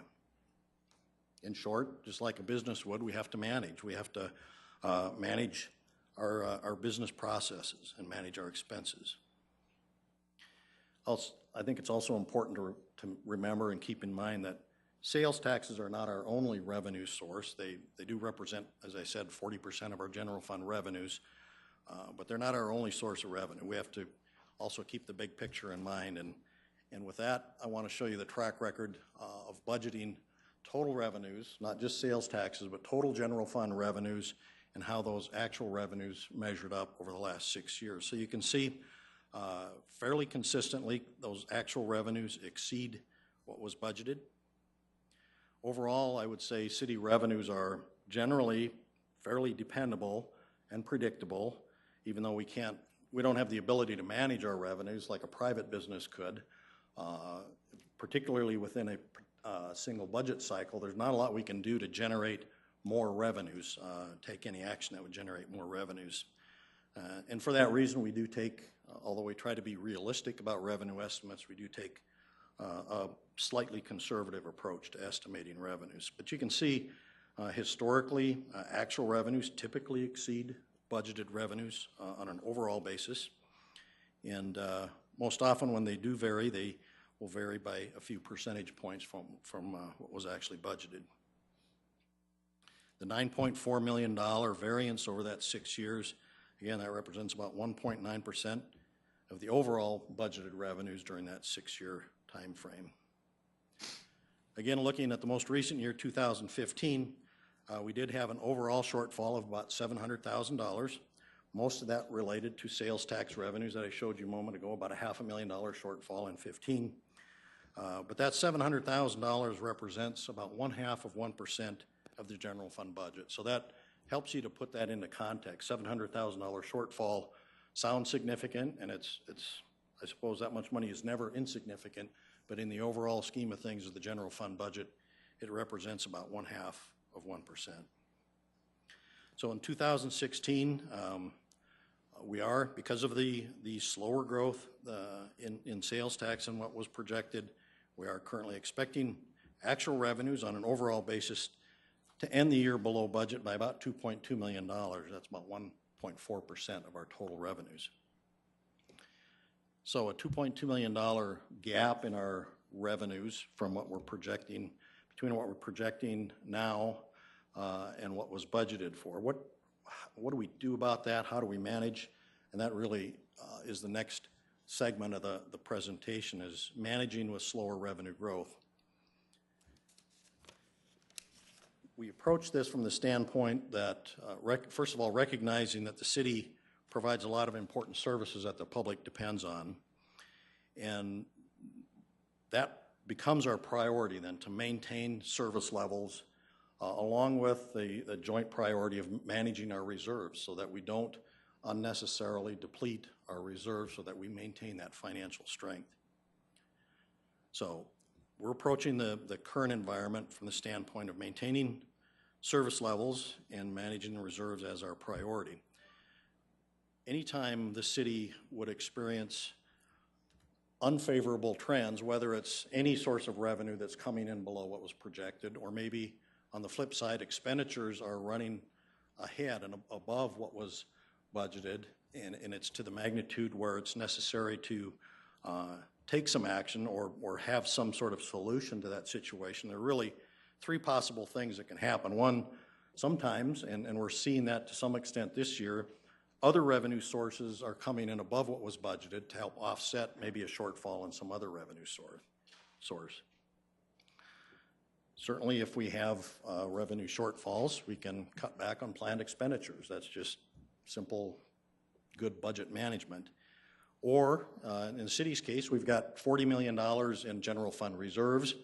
We could let the general fund reserves absorb that entire $2.2 million revenue shortfall that we're now projecting. Reality is, in most situations, it would be some combination of probably all three of these, at least two, perhaps three of those solutions. One approach that we could take in the current environment is to really change nothing and allow that entire revenue shortfall to be absorbed by reserves. Well, that's not what we intend to do. We don't intend to let the expected revenue shortfall be absorbed by reserves. By the same token, we're not going to panic. It's not a situation where we need to behave like our hair is on fire. So we're going to manage our expenses just as we should, and as I think the public would expect us to do. In terms of managing expenses, I've showed you some comparisons or track records on revenues. This is the general fund overall total expenditure track record.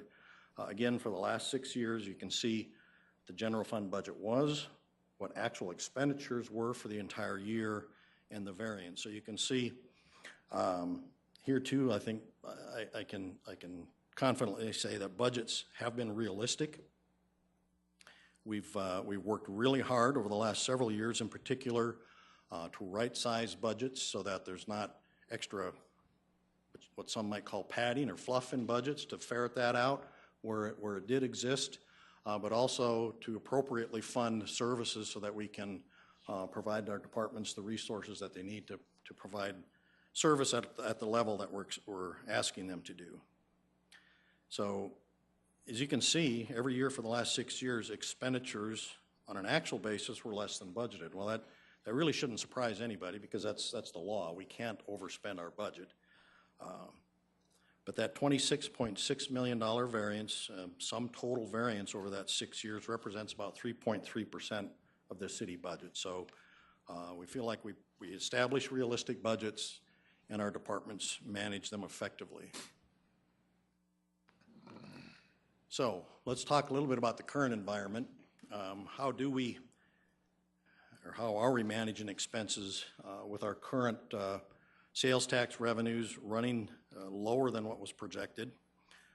We've got essentially two general approaches. One is to capture savings where we think it's prudent. And just as an example, we've got a project to remodel, a fairly significant project that was budgeted in the general fund to remodel the Cayley Branch Library.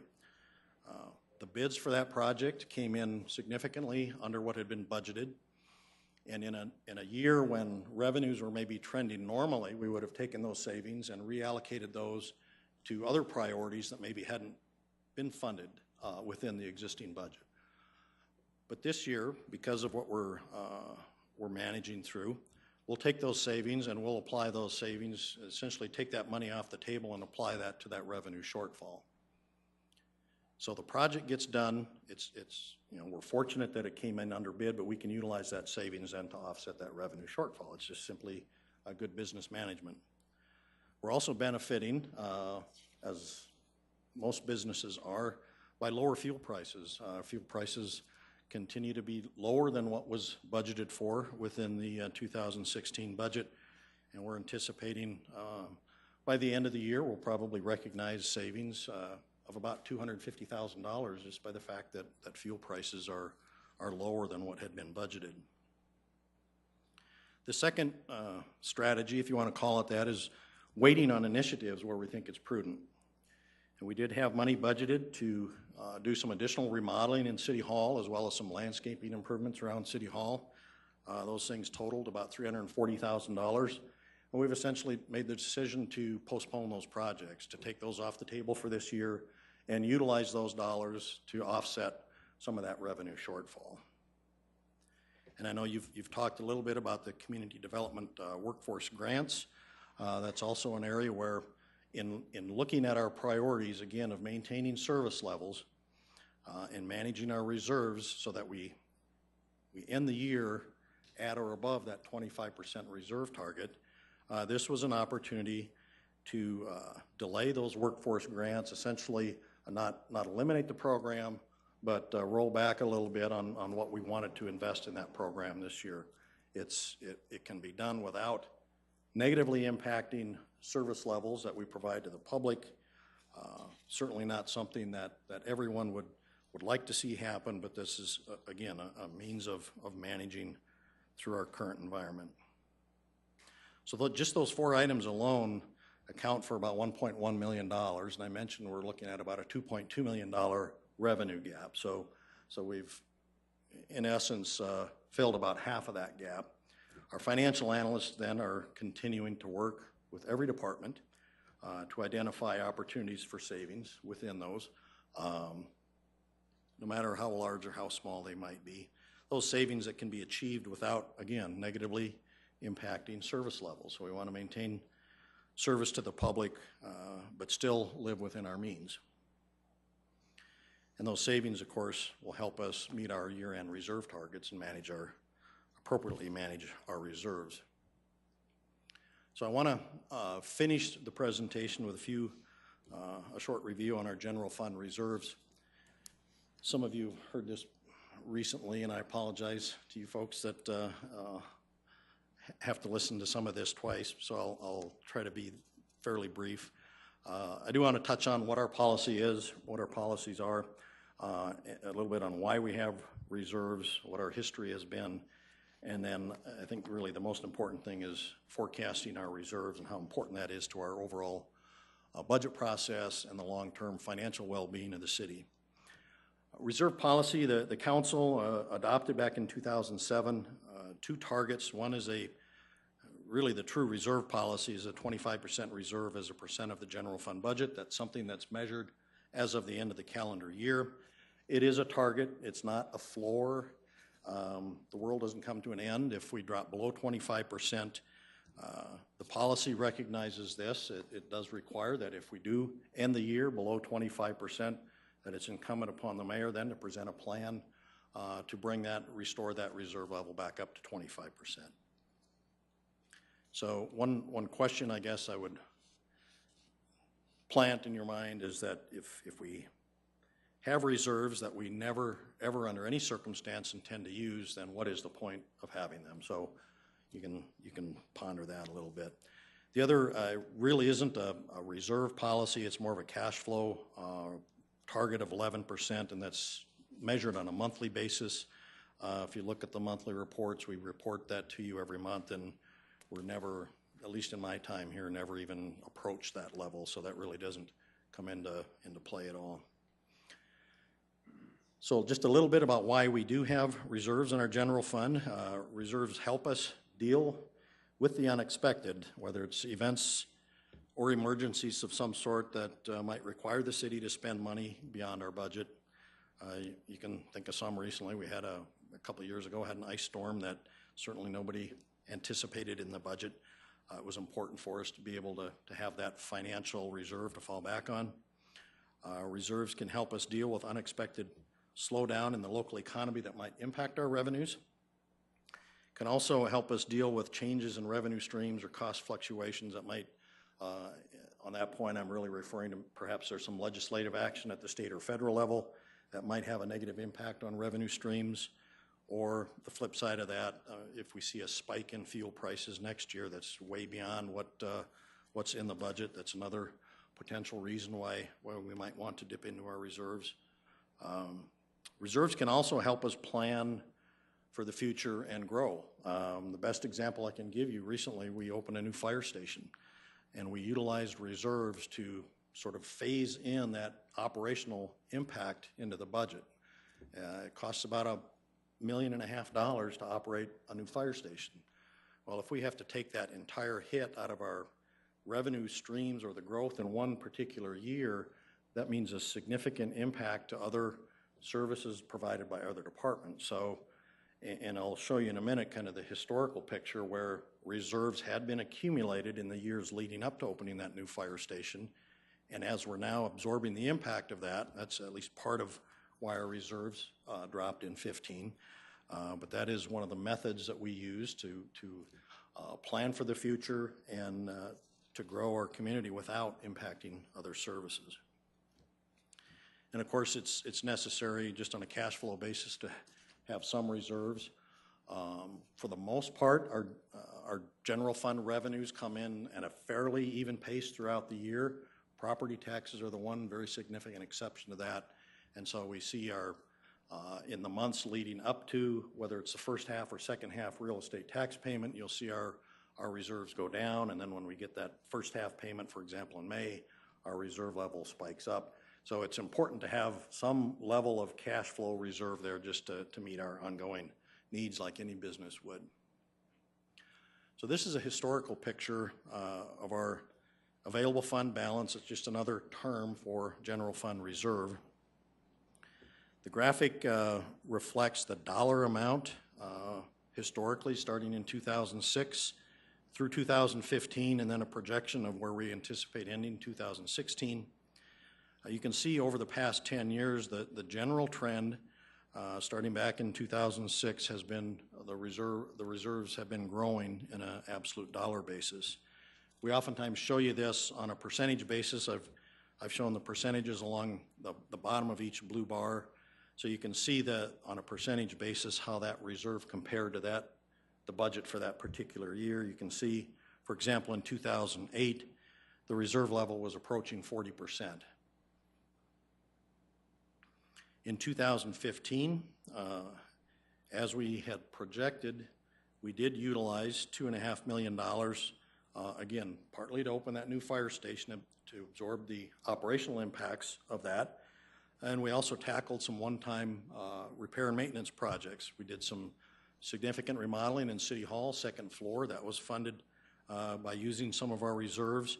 We also had a major repair project at our main fire station. So those are appropriate uses. When we've got reserves that are above that 25% level, it's very appropriate to use those dollars on one-time projects like a remodeling project or a major repair project for a building. We don't want to use reserves to fund what will become ongoing expenses unless we've got a plan, like with our fire station, to essentially phase that in so it's supported by ongoing revenues. Looking at 2016, then, we're projecting to end the year at about $40.5 million in reserves, or about 25.5% of the current general fund budget. That is what we projected at the time the budget was adopted. That hasn't changed. We still anticipate utilizing about $3 million in reserves and ending the year at about 25.5% of our general fund budget. Part of the reason we had projected utilizing reserves in 16, again, we're still phasing in the impact of that fire station number 11.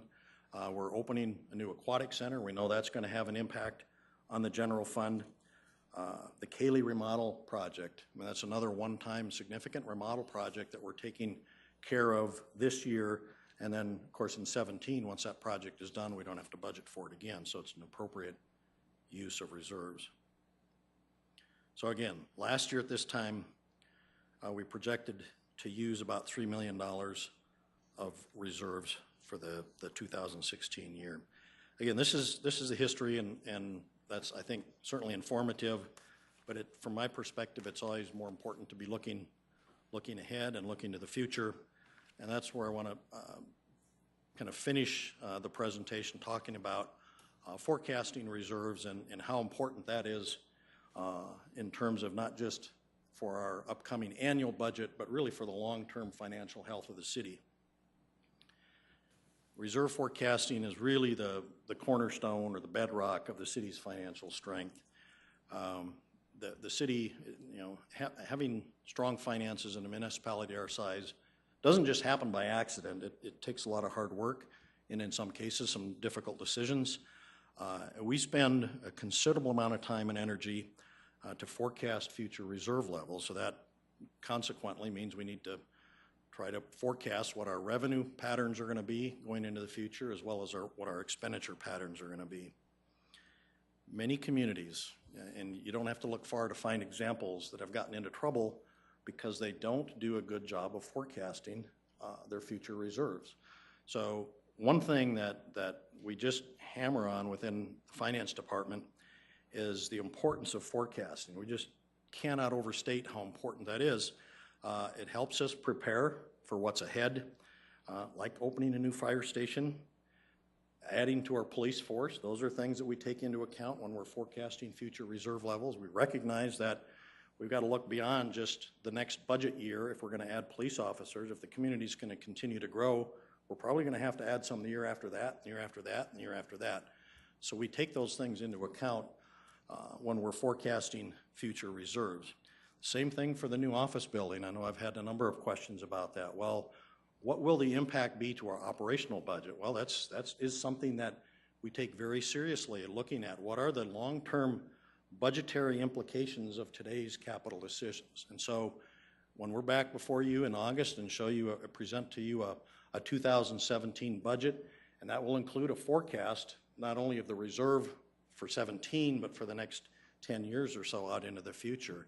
And that will include those operational impacts, not only the new office building, but the next fire station that's going to come down the road, adding additional staff. We know we're going to have to continue to add staff, whether it's police officers, firemen when we open a new fire station, and so on. So it centers us, it maintains our focus on the long-term impacts of today's decisions. That's really the simplest way I can say describe what forecasting reserves really means to us.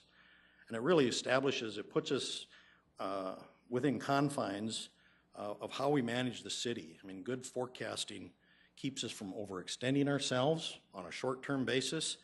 It keeps us from shirking our responsibilities by putting things off. It certainly prevents us from ignoring our problems or making unrealistic assumptions. And bottom line is it keeps us from living beyond our financial means. And so that financial forecast, it's one slide in what can be sometimes a long budgetary presentation, but that is really the one that from my perspective, has the most meaning. So all those things are mistakes that can and do happen in cities around the country, but our team here in Sioux Falls is determined to avoid those kind of mistakes. And to this point, we've had a pretty good track record of doing that. The city finance team is incredibly strong, and I'd put our finance team up against anyone else, anywhere else. in the country. The budget development process that we have is rock solid. The revenue estimates that we prepare are realistic. They're not overly conservative, nor are they overly optimistic. And expenditure budgets, as I talked, are realistic to the services that we're asking our departments to provide. The last comment I'd make is that barring any significant change to the current trends, I am quite confident that we'll end the year with the reserves at or very near that 25% target level. So with that, Councilor Rolfing, I'll open it up to any questions you folks have.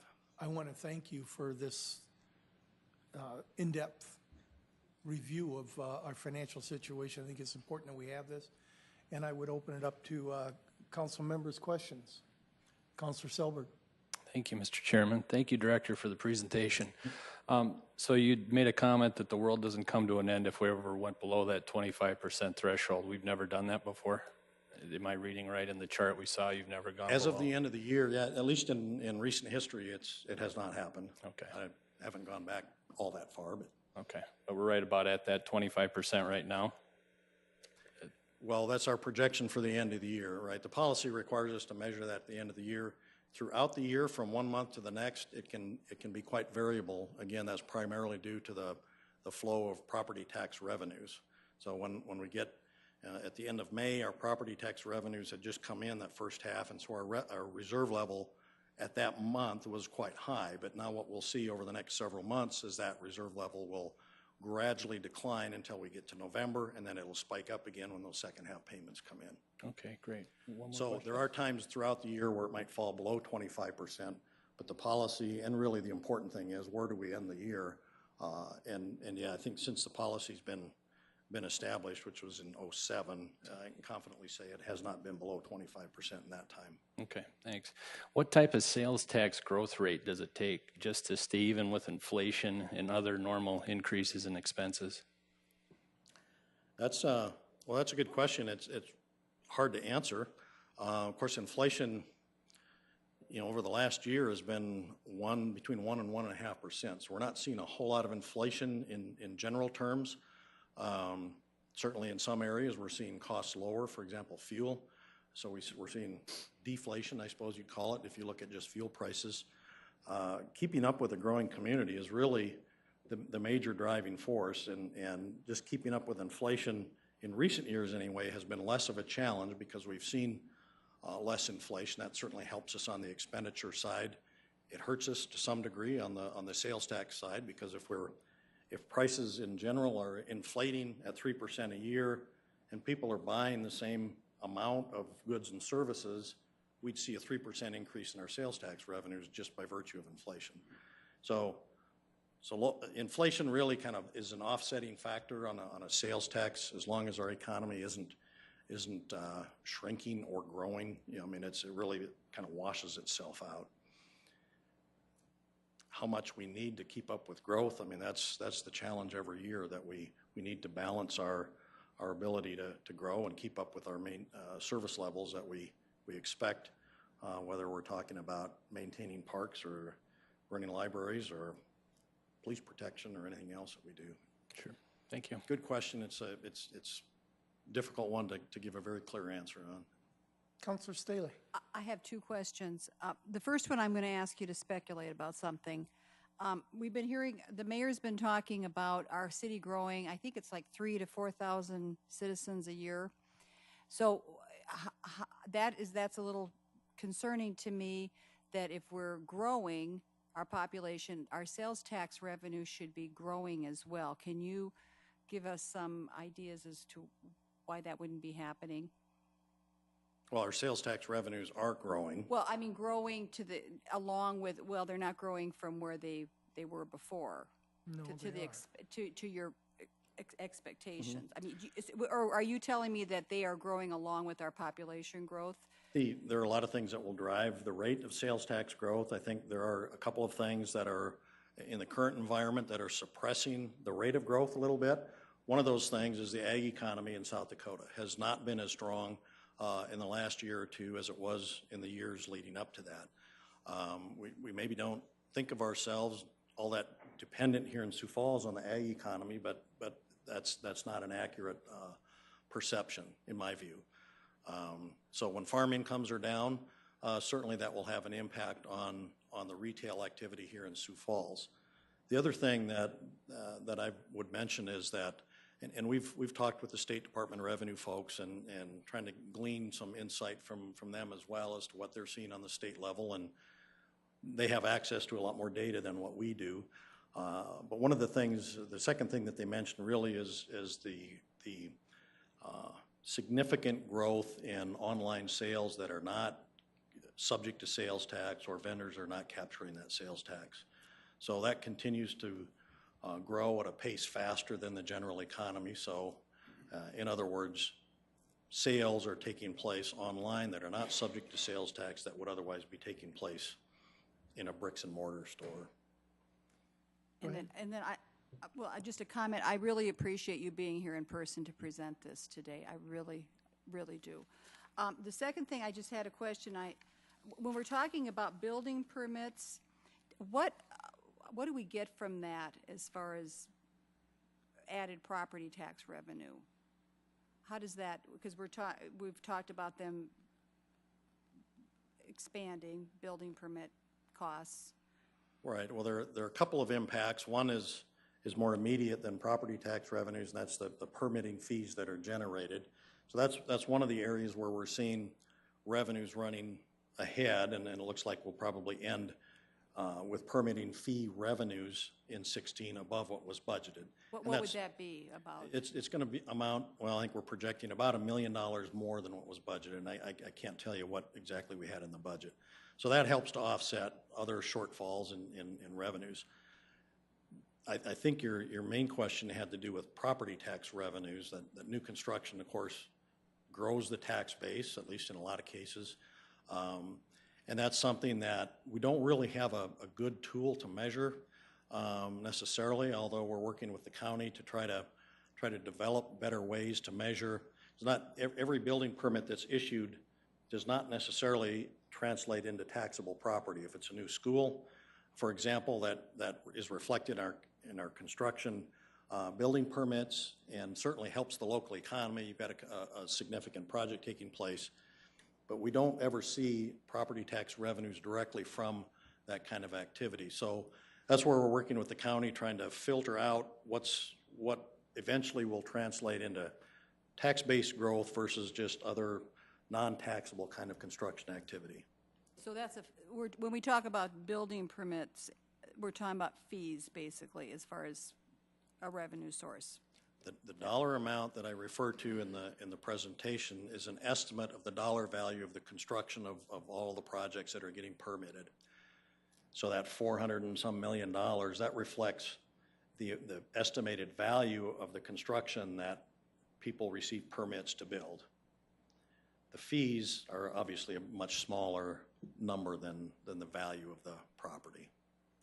Plus, if I could add, the tax money coming in, assuming that is taxable property, will not be coming in until, and only a certain part of it, till the next year. Yeah, because you pay your real estate taxes in arrears, not in advance. That's a good point. There is a significant time delay between the time a project is issued a building permit and when, even if it's a taxable project that will be subject to property taxes, there's a significant time lag before we would actually see any property tax revenues. It can actually be up to 3 years, depending on how long it takes to build a project, when it's completed, whether or not it's subject to any sort of property tax, economic development incentive. All of those things come into play, so it can very easily take 3 years before we see any new revenue off those types of things. Just an interesting story along those lines. I was in Alaska recently, and we saw a lot of buildings, a lot of houses with no siding on them. And you know about this? And, no, but I think I know what you're going to say. They have a quirky law that says a building in construction does not have to pay taxes.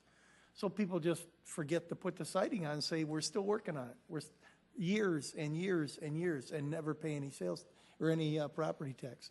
Councilor Starr. Yes, absolutely. Director Turbeck, I think some of us were surprised last week with the cost savings that we were capturing from community development. Can you give us an idea of where some more of that may be occurring as the budget process or as the year finishes out? Are there some significant, you gave us a couple of examples of where those are. Are you seeing some more? Are you forecasting some more of those capturing? Well, as I mentioned, every department is going to contribute to the solution. Every budget will be affected in some way, and it's really incumbent upon our financial analysts to work with the individual departments to, within their own budget, determine what can wait. Perhaps if it's a project of some sort, what can wait until next year, or maybe what program could be impacted by that. So it's really on a more of a micro level at that point. The four significant ones that I mentioned are really the four significant ones that we have identified, but there will be a slew of, $10,000 and $20,000 items that will combine to fill the rest of that gap. Post-it notes will add up to well, that and office supplies. So, thank you. Other questions? Councilor Erickson. I just have a couple questions. A couple of them have been asked already, so I appreciate that. As far as getting down to that $2.2 million overage, where else that will be coming from, and we heard a little bit about that.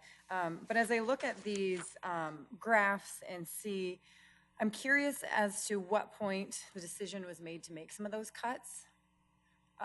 Was this just within the last couple of weeks, or at what point were some of the decisions made to make the cuts per the departments? Well, I would say in April, we began to take significant note of the trend in our sales tax revenues.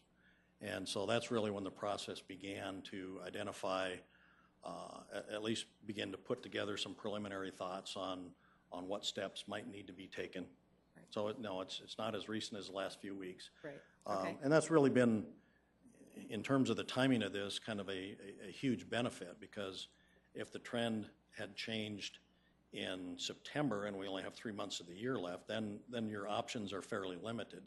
So by getting on the issue early, I think we're able to make it much more palatable, overall, certainly absorb that. We've got a larger part of the year within which we can absorb those changes. Right, which is far more responsible, so I commend your department for doing that. Just looking at the January and February, in the years past, we've seen kind of an uptick after the holiday time, and we're already in the third quarter now. Is there time? Is it safe to assume that we've already received those revenues from the impact of the holidays and things like that? Because it's certainly, we didn't get the uptick that we were hoping for. If that makes sense. I'm not sure just which data you're referring to. On the sales tax collection, the cumulative 12-month rolling growth rate chart, where now it says that we're down to the 4.1%. I'm just looking at the trend as it goes down. And, statistically, we have kind of an uptick for January and February. As you were talking about some of the things that go into, we see a higher rate in January and February sometimes. Sometimes we see a higher rate based on property tax. All the different, the list of things that you had given us. That was certainly one area, and maybe that's when you guys decided to make the change in April. I'm not sure as we came forward, but I just am curious if we think we're past that point to where we're not going to get any extra increase from that. And then my other question along the same lines would be in regards to, the property tax, and if we see a big increase anywhere coming with there, as we talk about the Councilor Staley asked about the projects coming up. How many of those are not taxable, though? We have record building permits, which is awesome, and we have a lot of people building things. But when we look at those, how many of those are not taxable? What percent of that group? Would you know approximate percent? I don't mean to put you on the spot. I'm sorry. I don't have a good number on that. That's one of the things I mentioned. We're working with the county to try to filter out those projects that will eventually be subject to property taxes, so we can hopefully in the future get better at predicting not only the magnitude of what our property tax growth will be, but also the timing of when that might occur. As I mentioned, it's sometimes if a project is done and it's completed by the 1st of November in a year, well, then in the next budget cycle, it will get picked up and taxed. But if it's only partly constructed by the 1st of November, which is the assessment date, then it may be an entirely another budget cycle before we pick that up. So that's, all those factor into when, even if we can isolate the taxable projects, those timing differences again will factor in. Right. So we try not to get too focused on predicting exactly, what the impact of any particular project will be, or what, a group of projects might be. As far as your first question on the sales tax revenues, one of the reasons that we utilize that 12-month rolling method is that it really takes out that Christmas shopping season impact, because you're comparing a 12-month period of time that includes the most recent Christmas shopping season with the 12-month period of time prior to that, which includes the previous. So it's all rolled into those comparisons, and that timing difference and that seasonal variation. If you look at a year-to-date number, just January through June, well, we don't necessarily know what kind of a shopping season we're going to have this fall. So that's the drawback of a year-to-date method. The reality is the sales taxes that people pay on purchases made in December, we don't get in December anyway. So those always come at the first, early in the next year is when we see that revenue from the state. So we already know for this year kind of what the impact. Of course, I don't know, is there really even a Christmas shopping season anymore? A lot of that, it used to start on Thanksgiving or the day after Thanksgiving. Now a lot of it occurs in November, so it's. I know my wife does it all year round. It might surprise you, and if you open your monthly report and look over the past year and just over the 12 months and see how little variation there really is from a seasonal basis. January is typically one of the largest, most often would be the largest revenue month. Because of that, I think the Christmas season still has an impact. But if you look at July, typically that's the second largest. So, how do you explain that? If it's just all the activity that's taken place in the summer months has a big impact. I mean, the events going on, softball tournaments, all those things that we talk about all the time about generating economic benefit for the community really do have an impact. Right. The only thing, I just have one last, One thank more, you, please. by the way.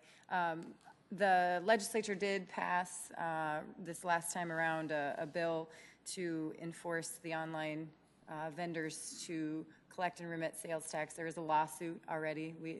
Really the intent was to get the ball rolling with that, to start the conversation. And so, there certainly has been an impact, but the state is addressing that, and we meaning all bodies of government, are certainly paying close attention to that in hopes that there's a solution benefit. Councilor Erpenbach. I just would dovetail on that, and just, I've been trying to think of the solution to this, and I was really glad, Tracy, that you kind of reconfirmed for me what the two issues are behind this sort of lag. The growth is not as high as we would like it to be. Number one, the ag economy is declining at this point. Number two is called Amazon Prime. And so I've decided, just in listening to your conversation now, that we should tax the number of boxes, the Amazon boxes that are on each step after the mail is delivered, right? So that's how we start to make, I'm being facetious, but it does that online shopping is making a huge difference for us. And so I'm just going to go back to that old-fashioned, local kind of advertising campaign. Shop local, folks. I mean, if we're concerned about our tax revenues, we're concerned about our streets, we're concerned about sewers and whatever, shop local.